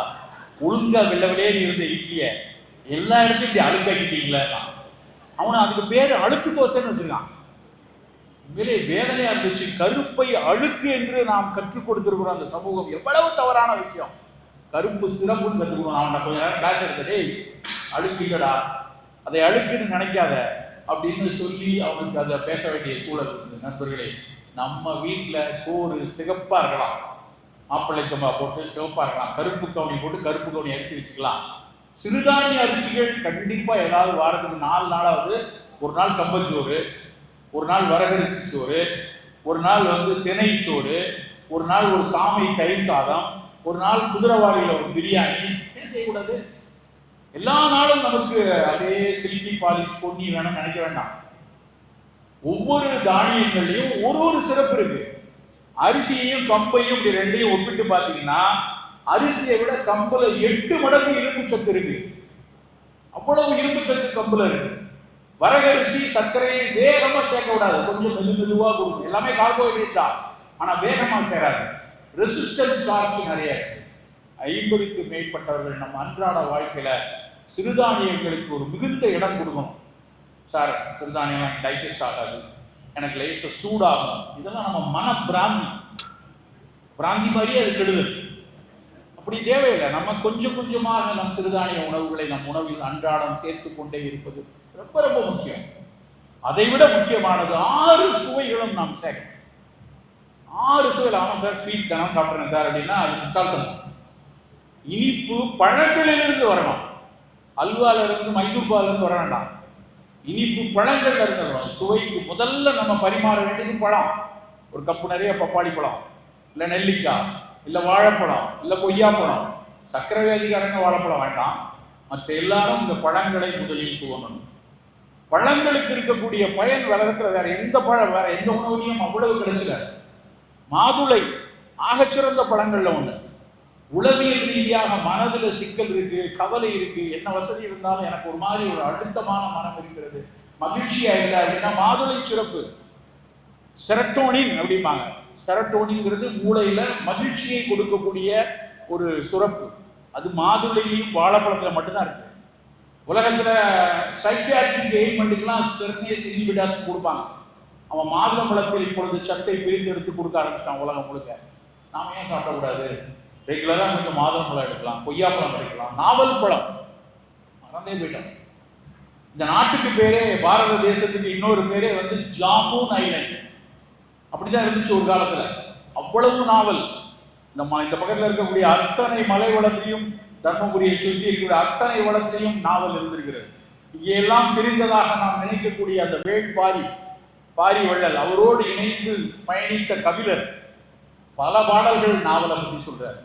எவ்வளவு வகை வகையான நாவலை நம்ம சாப்பிட்ருக்கோம். இன்னைக்கு நவ்வாப்பழம் பல பேருக்கு தெரியல. நாங்கெல்லாம் சாப்பிட்டுட்டே உன் உதடு வாய் இப்படி ப்ளூவா இருக்கு, உனக்கு ப்ளூவா இருக்கா, உனக்கு பர்பிளா இருக்கான்னு விளையாண்டுருக்கோம். இன்னைக்கு நம்ம வீட்டு பிள்ளைங்களுக்கு அதெல்லாம் தெரியல.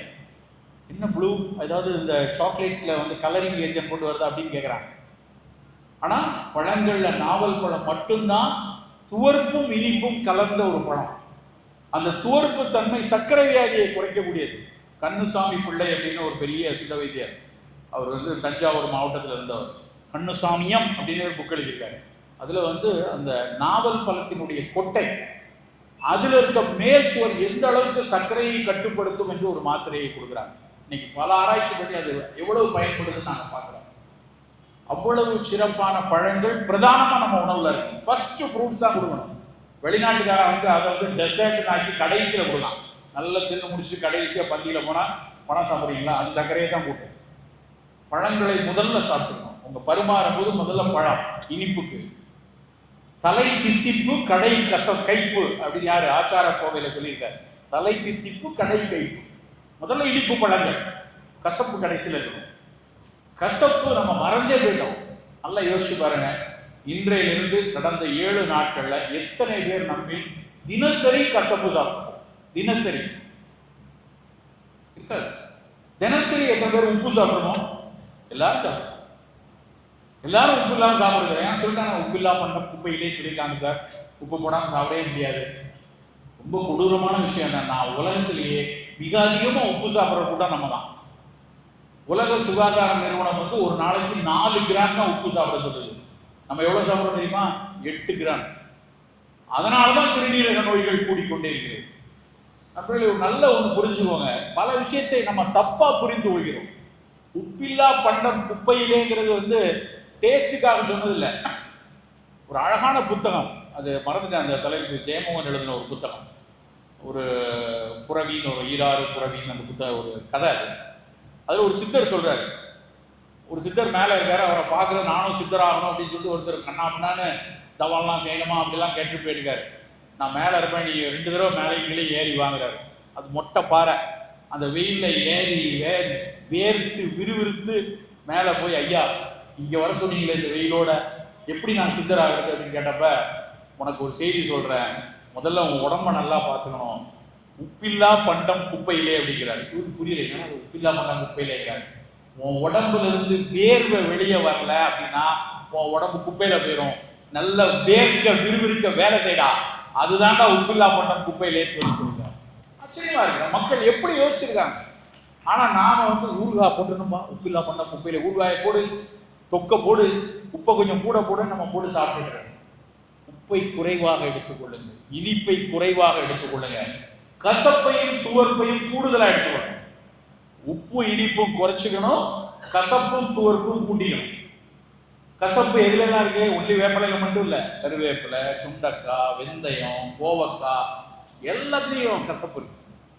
எதுவுமே இல்லையா, வெந்தயத்தை பொடி பண்ணி வச்சுக்கலாம். ஒரு 1/2 ஸ்பூன் காலையிலையும் மதியமும் அந்த கசப்பு நமக்குள்ள போயிட்டு இருந்தா சர்க்கரை வியாதிக்கு, ரத்த கொழுப்புக்கு, மாரடைப்புக்கு அத்தனைக்கும் வெந்தயம் ஒன்று போதும். அதில் பெரிய கம்பு சூத்திரமா 100 கிராம் வெந்தயத்தை வறுத்து பொடி பண்ணி ஒரு பாட்டிலில் வச்சுக்கிட்டு ஒரு ஸ்பூன் வாயில போட்டு தண்ணி குடிக்கலாம். இருக்கிற தானியங்கள்லேயே அதிக ஃபைபர், அதாவது சாலிபிள் ஃபைபர், இன்சாலிபிள் ஃபைபர், கரையக்கூடிய நார், கரையாத நார். கரையக்கூடிய நார் வந்து இதயத்துக்கு நல்லது. கரையாத நார் வந்து மலத்தை வெளியே தள்ளும், எளிதாக வெளியே தள்ளும். அது போய் உள்ள போய் குடல்ல நீரெல்லாம் உறிஞ்சிட்டு மலத்தை சாஃபனிங் பண்ணி அனுப்பும். அது ரெண்டும் இல்லை, ஒரே பொருள் வெந்தயம் மட்டும்தான். இப்போ வெந்தயத்தை நம்ம தினம் சாப்பிடணுமா வேணாமா? ஒன்றும் பெரிய விலையெல்லாம் இல்லையா, 150 ரூபாய் கிடைக்குதா கிலோ. அப்போ அதை பொடி பண்ணி வச்சுக்கிட்டு ஒரு ஸ்பூன் காலையும் மதியம் வெந்தயம் எடுத்துக்கணும். கசப்பான சுவை. துவர்ப்பு வாழைப்பூல இருக்கு, வாழைத்தண்டுல இருக்கு. ரைத்தாலாம் பண்ணும்போது, தயிர் பச்சடி பண்ணும்போது வெங்காயத்தில் ஒரு நாள் பண்ணுங்க, ஒரு நாள் வாழைப்பூல பண்ணுங்க, வாழைத்தண்டுல பண்ணுங்க. அது ஆக சிறந்தது. நண்பர்களே, நம்முடைய மதிய உணவுங்கிறது 6 சுவையும் அடங்கிய உணவாக இருக்கணும். நடுவில் 2 காணணும் சார். கசப்பு துவர்ப்பு சொல்லிட்டீங்க, கூட இனிப்பு உப்பு காரம் குறைச்சிங்க, நடுவில் புளிப்பு காரம், அது மிதமாக இருக்கணும். சுருன்னு இருக்கக்கூடாது, மிதமாக புளிப்பும் காரமும் இருக்கணும். கசப்பும் துவர்ப்பும் கூட இருக்கணும். காரம் எங்கெல்லாம் தேவை இருக்கோ அங்கெல்லாம் முதல் தேர்வா மிளகு இருக்கட்டும், பெப்பர். மிளகு வந்து வெறும் கார சுவை மட்டும் கொடுக்கறது இல்லை, எதிர்ப்பாற்றலை செம்மைப்படுது. குறிப்பா அலர்ஜி இருக்கு, இன்னைக்கெல்லாம் நிறைய பேருக்கு ஆட்டோ இம்யூன் டிசீஸ் வருது. எங்க திரும்பினாலும் சார் காலையில எந்திரிச்சா கையை மடக்க முடியல, நீட்ட முடியல, ஜாயிண்ட்ல எல்லாம் பெயின் இருக்கு, ரொமட்டாலஜிஸ்ட போய் பார்த்தா அவர் ஒன்றும் இல்லைங்கிறாரு. இது வந்து கொஞ்ச நாளாவே இருக்கு. சிக்கன் குனியா வந்தப்போ அது நோய் போயிடுச்சு சார், ஆனால் கையை மடக்க முடியல, நீட்ட முடியல. இதை ஆட்டோ இம்யூன் ஆர்த்ரால்ஜியா அப்படிங்கிறாங்க. அந்த ஆட்டோ இம்யூனால முடி கொட்டுது, சிலருக்கு திடீர் சர்க்கரை நோய் வருது, எக்ஸிமா வருது, சொரியாசிஸ் வருது. இந்த ஆட்டோ இம்யூன் எல்லாம் வராம காத்துக்கிறதுக்கு மிளகு ரெகுலரா இருக்கு. சாப்பாட்டுல மிளகு தூள், அதை மருந்தா சொல்லல, ஒரு ப்ரிவென்டிவா மிளகு சேர்க்க சேர்க்க அது இம்யூன் மாடுலேஷன் கொடுத்து கொண்டே. நண்பர்களே, நம்முடைய அக்கறை ஒவ்வொரு நாளும் ஒவ்வொரு வேளை உணவிலும் இருக்கும். அந்த உணவை மிக ரசிச்சு ருசிச்சு நன்றியோடு சாப்பிடணும். சமீபத்தில் நான் ஒரு புத்தகம் படித்தேன், 10 மினிட் புக்குன்னு ஒன்று இருக்கு. நீங்கள் காலையில் நடைப்பயிற்சி இருக்கிறவங்களாம் முடிஞ்சா செய்யுங்க. அந்த 10 மினிட் புக்குங்கிறத வாசிக்கலாம், இல்லை காதில் அது கேட்டுகிட்டே போகலாம். அது வந்து லிசனிங்கும் இருக்கு, 2க்கும் இருக்கு. ஒரு வருடத்திற்கு 5000 ரூபாய் வாங்குறாங்க, $50. அது எத்தனை 500 புத்தகம் வேணாலும் நீங்கள் படிக்கலாம். அதில் ஒரு புத்தகம் நான் படித்தேன், ரொம்ப ஆச்சரியமாக ஒரு விஷயம் போட்டிருந்தான். மைக்கேல் கிரிகர் அப்படின்னு ஒருத்தர் எழுதியிருக்காரு. அவர் என்ன சொல்றாரு அப்படின்னா, நீ 18 முதல் 20 நிமிடம் ஒவ்வொரு வேளை உணவையும் சாப்பிடணும்னு. நானும் என் ஒய்ஃபும் 2 பேரும் சேர்ந்து நம்ம இதை பிளான் பண்ணுவோம்ப்பா. 20 நிமிஷம் சாப்பிடணும்னா எங்களால் 12 நிமிஷத்துக்கு மேலே சாப்பிடவே முடியல. நம்மளை எத்தனை பேரால 20 நிமிஷம் ஒரு உணவை எடுக்க முடியும்னு ஒரு நாளைக்கு ட்ரை பண்ணி பாருங்களேன். பழகிட்டோம் வேகமாக. நம்ம என்னன்னா, அந்த 1 நிமிடம் 2 நிமிடம் சவைக்கும் போதே நம்ம எண்ணம் வேற எங்கேயோ போயிருக்கு. அந்த எண்ணம் வேற போன உடனே டபக்குன்னு நம்ம முடிஞ்சிருக்கு, வாய் வந்து முடிஞ்சிருக்கு.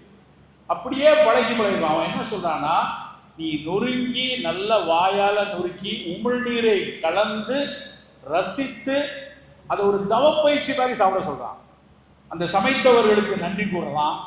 நமக்கு நம்ம வீட்டில் நம்ம மனைவியோ இல்லை நம்ம சமையல்காரரோ நமக்காக சொல்லலாம், அவங்களுக்கு தேங்க் பண்ணிட்டே சாப்பிடலாம். அந்த தானியங்களுக்கு நன்றி சொல்லலாம். அந்த அரிசி நம்ம தட்டுக்குள்ள வரதுக்குள்ள எத்தனை பாதை வழியா வந்திருக்கு, அந்த தானியம் வரதுக்குள்ள எவ்வளவு பாதைகளை கடந்து வந்திருக்கு. அதுக்காக கண்ணுக்கு தெரியாத மண்ணுக்கு கூட இருக்கிற நுண்ணுயிரிகள் வேலை செஞ்சிருக்கு, மண்புழு வேலை செஞ்சிருக்கு, உழவன் வேலை செய்திருக்கிறான், வணிகர் வேலை செய்திருக்கிறாரு, அதை எடுத்துக்கொண்டு வந்த ஒரு சிப்பந்தி வேலை செய்திருக்கிறார், நம்முடைய அம்மா வேலை செஞ்சிருக்காங்க, கணவர் வேலை, எல்லாருடைய பணியும் வந்து அந்த சோத்துக்கு அதுக்கு பின்னாடி இருக்க அத்தனை பேருக்கு ஒரு நன்றி சொன்னா என்ன, இறைவனுக்கு நன்றி சொல்றோம். அதோட சேர்ந்து இது அத்தனை பேருக்கும் அந்த நன்றி உணர்வோடு அந்த சுவைத்து நேரம் எடுத்து சாப்பிடுங்க. நம்ம சாப்பிடும் போதே ஒரு பக்கம் ஃபோனை நோண்டிக்கிட்டு இன்னொரு பக்கம் சில பேர்லாம் காதில் இதை மாட்டிகிட்டே இயர் ட்ரம் போட்டுகிட்டே சாப்பிட்றான். அந்த அளவுக்கு அவங்க பரபரன்னு இருக்காங்க. அப்படி பரபரன்னு வேகமான வாழ்க்கை இருந்தால் வேகமான நோய் வந்து வேகமாக போயிடும். அப்படி இருக்கக்கூடாது. சவைத்து ருசித்து அந்த சாப்பிடக்கூடிய உணவை ஒவ்வொரு கணமும் ருசித்து சவைத்து சாப்பிடக்கூடிய பழக்கம் இருக்குது. இது மதிய உணவுல. இரவு உணவு தான் ரொம்ப நம்ம பண்ற தப்பு. அங்கதான் இரவு உணவு 7:30 மணிக்கு மேல சாப்பிடாதுங்க. 7 மணி 7:30 மணி அதிகபட்சம். நான் மருத்துவமனையில ரொம்ப தீவிரமா பயிற்சி பண்றப்பெல்லாம் 11 மணி ஆயிரும் சாப்பிடும்போது. வீட்டுக்கு நான் போகும்போது 11:30 மணிக்கு வீட்டுக்கு போனா தோசையெல்லாம் செத்த பணம் மாதிரி இப்படி தூக்கிட்டு நிற்கும். அதை திருட மாதிரி வீட்டுக்குள்ள போய் சட்னியை வச்சு சாப்பிட்ட காலம்லாம் உண்டு 20 வருஷம் முன்னாடி. அதுக்கப்புறம் அறிவு வந்து தான் இன்னும் அப்படி சாப்பிடக்கூடாது. 6:30 மணிக்கு வீட்டுக்கு மருத்துவமனைக்கு சாப்பாடு வைக்கிறோம். 6:30 மணி 7 மணிக்கு சாப்பிட்டுட்டு அப்புறம் 10 மணி வரைக்கும் கூட பேசணும் பார்ப்போம். வணிகர்களில் இருக்கலாம், பல வேற வேலைகளில் இருக்கிறவங்க மாலை உணவுக்கு தயவு செய்து அக்கறையாக இருக்கணும். 6 மணிக்கு எளிய உணவு. சர்க்கரை வியாதிக்காரங்களுக்கு ஆகச்சிறப்பு கோதுமை ரவை கிச்சடி தான். சர்க்கரை ஏறாது. கோதுமை ரவை கிச்சடி இல்லைன்னா சிறுதானியங்கள் எல்லாத்தையும் போட்டு ஒரு புல்கா மாதிரியோ இல்லைன்னா ஒரு ரொட்டி மாதிரியோ, அதுக்கு தொட்டுக்கிட்டதுக்கு உருளைக்கிழங்கு பீட்ரூட்லாம் போட்டு குருமா செஞ்சிடக்கூடாது. அதுக்கு வெறும் தால் போட்டு சாப்பிடணும். இல்லைன்னா கருவேப்பிலை துவையல் சாம்பார் ஏதாவது வச்சு சாப்பிடணும். எளிய உணவாக இரவு உணவு இருக்கணும். ஆனால் துரதிருஷ்டவசமாக இன்னைக்கு இருக்க கல்யாணங்கள் எல்லாம் இரவுல தான் கொண்டாட்டமாக இருக்குது. 100 வெரைட்டிப்பா, 150 வெரைட்டின்னு அத்தனையும் அள்ளி போட்டு சாப்பிட்டா அவனுக்கு 1000 கலோரி 1500 கலோரி அது ஏறி. நான் பல நேரத்தில் சொல்லுவேன், கல்யாணத்துக்கு போங்க, கை கொடுங்க, திருநீர் பூசுவீங்களா பூசுங்க, கிளம்பி வந்துருக்கு. ஏன்னா அங்கே போய் பந்தியில் உட்கார்ந்ததுக்கு அப்புறம் பக்கத்து ஸ்ட்ரீட்காரனுக்கு வைக்கிறதெல்லாம் பார்க்கும்போது நம்மளும் கொஞ்சம் சாப்பிட்றாங்க. மைசூர் பா வைப்பாங்க, முதல்ல கொஞ்சோடு சாப்பிடுவோம். அப்புறம் அந்த நிலச்சுரண்டல்காரர் மாதிரி கொஞ்சம் கொஞ்சமாக அடுத்த தட்டு வர்றதுக்குள்ள மொத்தம் முடிச்சிடும். நம்ம அப்படி நம் உணவில் கட்டுப்பாடாக இருக்கணும். இரவு உணவு என்பது எளிய உணவாக ஒரு 6:30 7 மணிக்கு சாப்பிடக்கூடிய உணவாக இப்படி உங்களுடைய உணவை கட்டமைத்துக் கொள்ளுங்கள். காலை பானம் ஒரு ஃபங்க்ஷனல் பிவரேஜாக இருக்கட்டும், காலை உணவு புரதமும் பழங்களும் நிறைந்த சிறுதானியம் நிறைந்த உணவாக இருக்கட்டும், மதிய உணவு 6 சுவையும் உள்ள உணவாகவும் குறைந்த அளவில் அரிசி உணவு, அதுவும் நல்ல பாரம்பரிய அரிசியும் சிறுதானியம் உள்ள உணவாக இருக்கட்டும், இரவு உணவு என்பது எளிய உணவாக இருக்கட்டும். சரி சார், இதெல்லாம் நம்ம தான் சாப்பிட்றேன், இப்படி இருந்தால் எந்த வேலையும் வராதா? இப்படி இருந்தால் மட்டும் பத்தாது. உணவில் இந்த அக்கறையோடு உடல் பயிற்சி ரொம்ப முக்கியம். ரொம்ப முக்கியம் நடைப்பயிற்சி. நடை வந்து ஒரு தவம் மாதிரி. இன்னைக்கு காலையில் நான் வந்து 5:15 திருப்பூர் ஸ்டேஷனில் வந்து இறங்கி நான் ஒரு வனம் அப்படின்னு ஒரு ஃபவுண்டேஷன் அங்கே போயிருக்கேன். அங்கே போய் பார்த்தா 5:30 மணிக்கு போனால் எனக்கு பார்த்தோன்னே நடக்கலாமே அப்படின்னு நான் போய் நடக்க ஆரம்பிச்சேன். நான் எங்கள் ஊரில் பக்கத்தில் ஒரு ஏரி உண்டு, அங்கே நடப்பேன். இங்கே 5:30 மணிக்கு நடந்தேன். சாறை சாறையாக மக்கள் நடக்கிறாங்க. அவ்வளோ சந்தோஷமாக இருந்தது பார்க்க. 500-600 பேர் நடந்துட்டு இருக்காங்க அந்த பல்லடம் சாலையில். அந்த பழக்கம் கூடியிருக்கு. மகிழ்ச்சியான விஷயம். உங்களில் யாராவது இதுவரை நடைப்பயிற்சி இல்லைன்னா தயவு செய்து நாளை காலை நடந்தீங்கன்னா இந்த 101ல் பயன் கிடைச்சிச்சுன்னு அர்த்தம். ஒரு 20 நிமிஷம் 40 நிமிஷம் நடை. இல்லை சார், முட்டு வலிக்கு, இடுப்பு வலிக்குது, கால் வலிக்குது, வலிச்சா கொஞ்ச நேரம் உட்காந்துக்கோங்க, ஆனால் நடங்க. நடை மட்டும்தான். கெண்டைக்கால் சதை தான் நமக்கு வந்து செகண்ட் ஹார்ட்டுமாங்க. இந்த செகண்ட் ஹார்ட்டுங்கிறது பம்ப் பண்ணும் இதயத்துக்கு மேலே ரத்தத்தை ஓட்டத்தை. கீழே இருந்து மேலே தள்ளுறது கெண்டைக்கால் தான். நடையில மட்டும்தான் அது கிடைக்கும். நடக்க நடக்க உங்களுடைய சிறுநீரகம், இதயம், மூளை 3க்குமே பயன் கிடைக்கும். நடக்கும்போது ஒரு 10 பேர் கும்பலாக அரசியல் பேசிட்டு, இல்லைன்னா வந்து வீட்டு பிரச்சனையை பேசிட்டு, வணிகத்தை பேசி நடக்காதீங்க. நடை முடித்த வரைக்கும் தனியாக நடங்க. ஆனந்தமாக காதுக்குள்ளே ஏதாவது வேணால் பாடல், நல்லா இளையராஜா பாட்டை கேட்டுட்டு நடங்க. இல்லைன்னா வந்து ஏதாவது ஒரு சொற்பொழிவை கேட்டு நடங்க, தப்பு இல்லை. ஒரு நண்பரோடு நடந்து போகிறதுல ஒன்றும் பெரிய பிரச்சனை இல்லை. ஆனால் பெரிய விவாதம் செய்து கொண்டு, சண்டை செய்து கொண்டு நடக்கல பிரயோஜனம் இல்லை. நான் நிறைய நேரம் பார்த்துருக்கேன். ஒரு 6-7 பேர் நடப்பாங்க. அது தெரியுமா, நான் பூனை. அதில் பிரயோஜனமே இல்லை. மகிழ்ந்து, மனம் மகிழ்ந்து ஒரு தவம் போல நடக்கணும். அந்த நடைப்பயிற்சி ரொம்ப ரொம்ப முக்கியம். அடுத்ததாக மூச்சு பயிற்சி. நம்ம இந்திய துணைக்கண்டத்தில் கிடைச்ச ஒரு மாபெரும் ஒரு ஆற்றல் வந்து யோகா. அந்த பிராணாயாம பயிற்சி ஒரு 5 நிமிடம் 10 நிமிடம். நீங்கள் மதங்களை எல்லாம் கூட வச்சுக்கோங்க. மதங்களுக்கும் அதுக்கும் சம்மந்தமே கிடையாது. ஆக்சுவலாக யோகாங்கிறதே வந்து ஒரு மதங்களை மீறிய ஒரு செயல். இப்போ நிறைய அதோட தொடர்பு படுத்தி கொண்டாங்க. அது படுத்திக்கிறவங்க படுத்திக்கிட்டோம். நமக்கு தேவை மூச்சு பயிற்சி. ரெகுலராக நல்ல சீத்தளி பிராணாயாமம், கபாலபாதி, பஸ்திகா, ஒரு சுக பிராணாயாமம் 5 நிமிஷம் ஆகும். அதிகபட்சம் 5 நிமிஷம். கற்றுக்கிறதுக்கு 1/2 மணி நேரம், அவ்வளோதான். அரை மணி நேரத்தில் கற்றுக்கொண்டு தினம் 5-10 நிமிடம் மூச்சு பயிற்சி, ஒரு 5 நிமிடம் மனம் பயிற்சி. 5 நிமிடம் உங்களுக்கு இறை நம்பிக்கை இருந்தால் இறைவனை நம்புங்க, இல்லை என்றால் நல்ல ஒரு அழகியல் காட்சியை மனதில் வைத்துக்கொண்டு தவ பயிற்சி செய்யுங்க. இயற்கையை நேசித்து தவ பயிற்சி செய்யுங்க. ஒரு நாளைக்கு ஒரு 50-60 நிமிடங்கள் இப்படியான பயிற்சியை நாம் முதலீடு செய்தே ஆக வேண்டும் நண்பர்களே. It is not a choice, it's mandate. செய்தே ஆகணும்.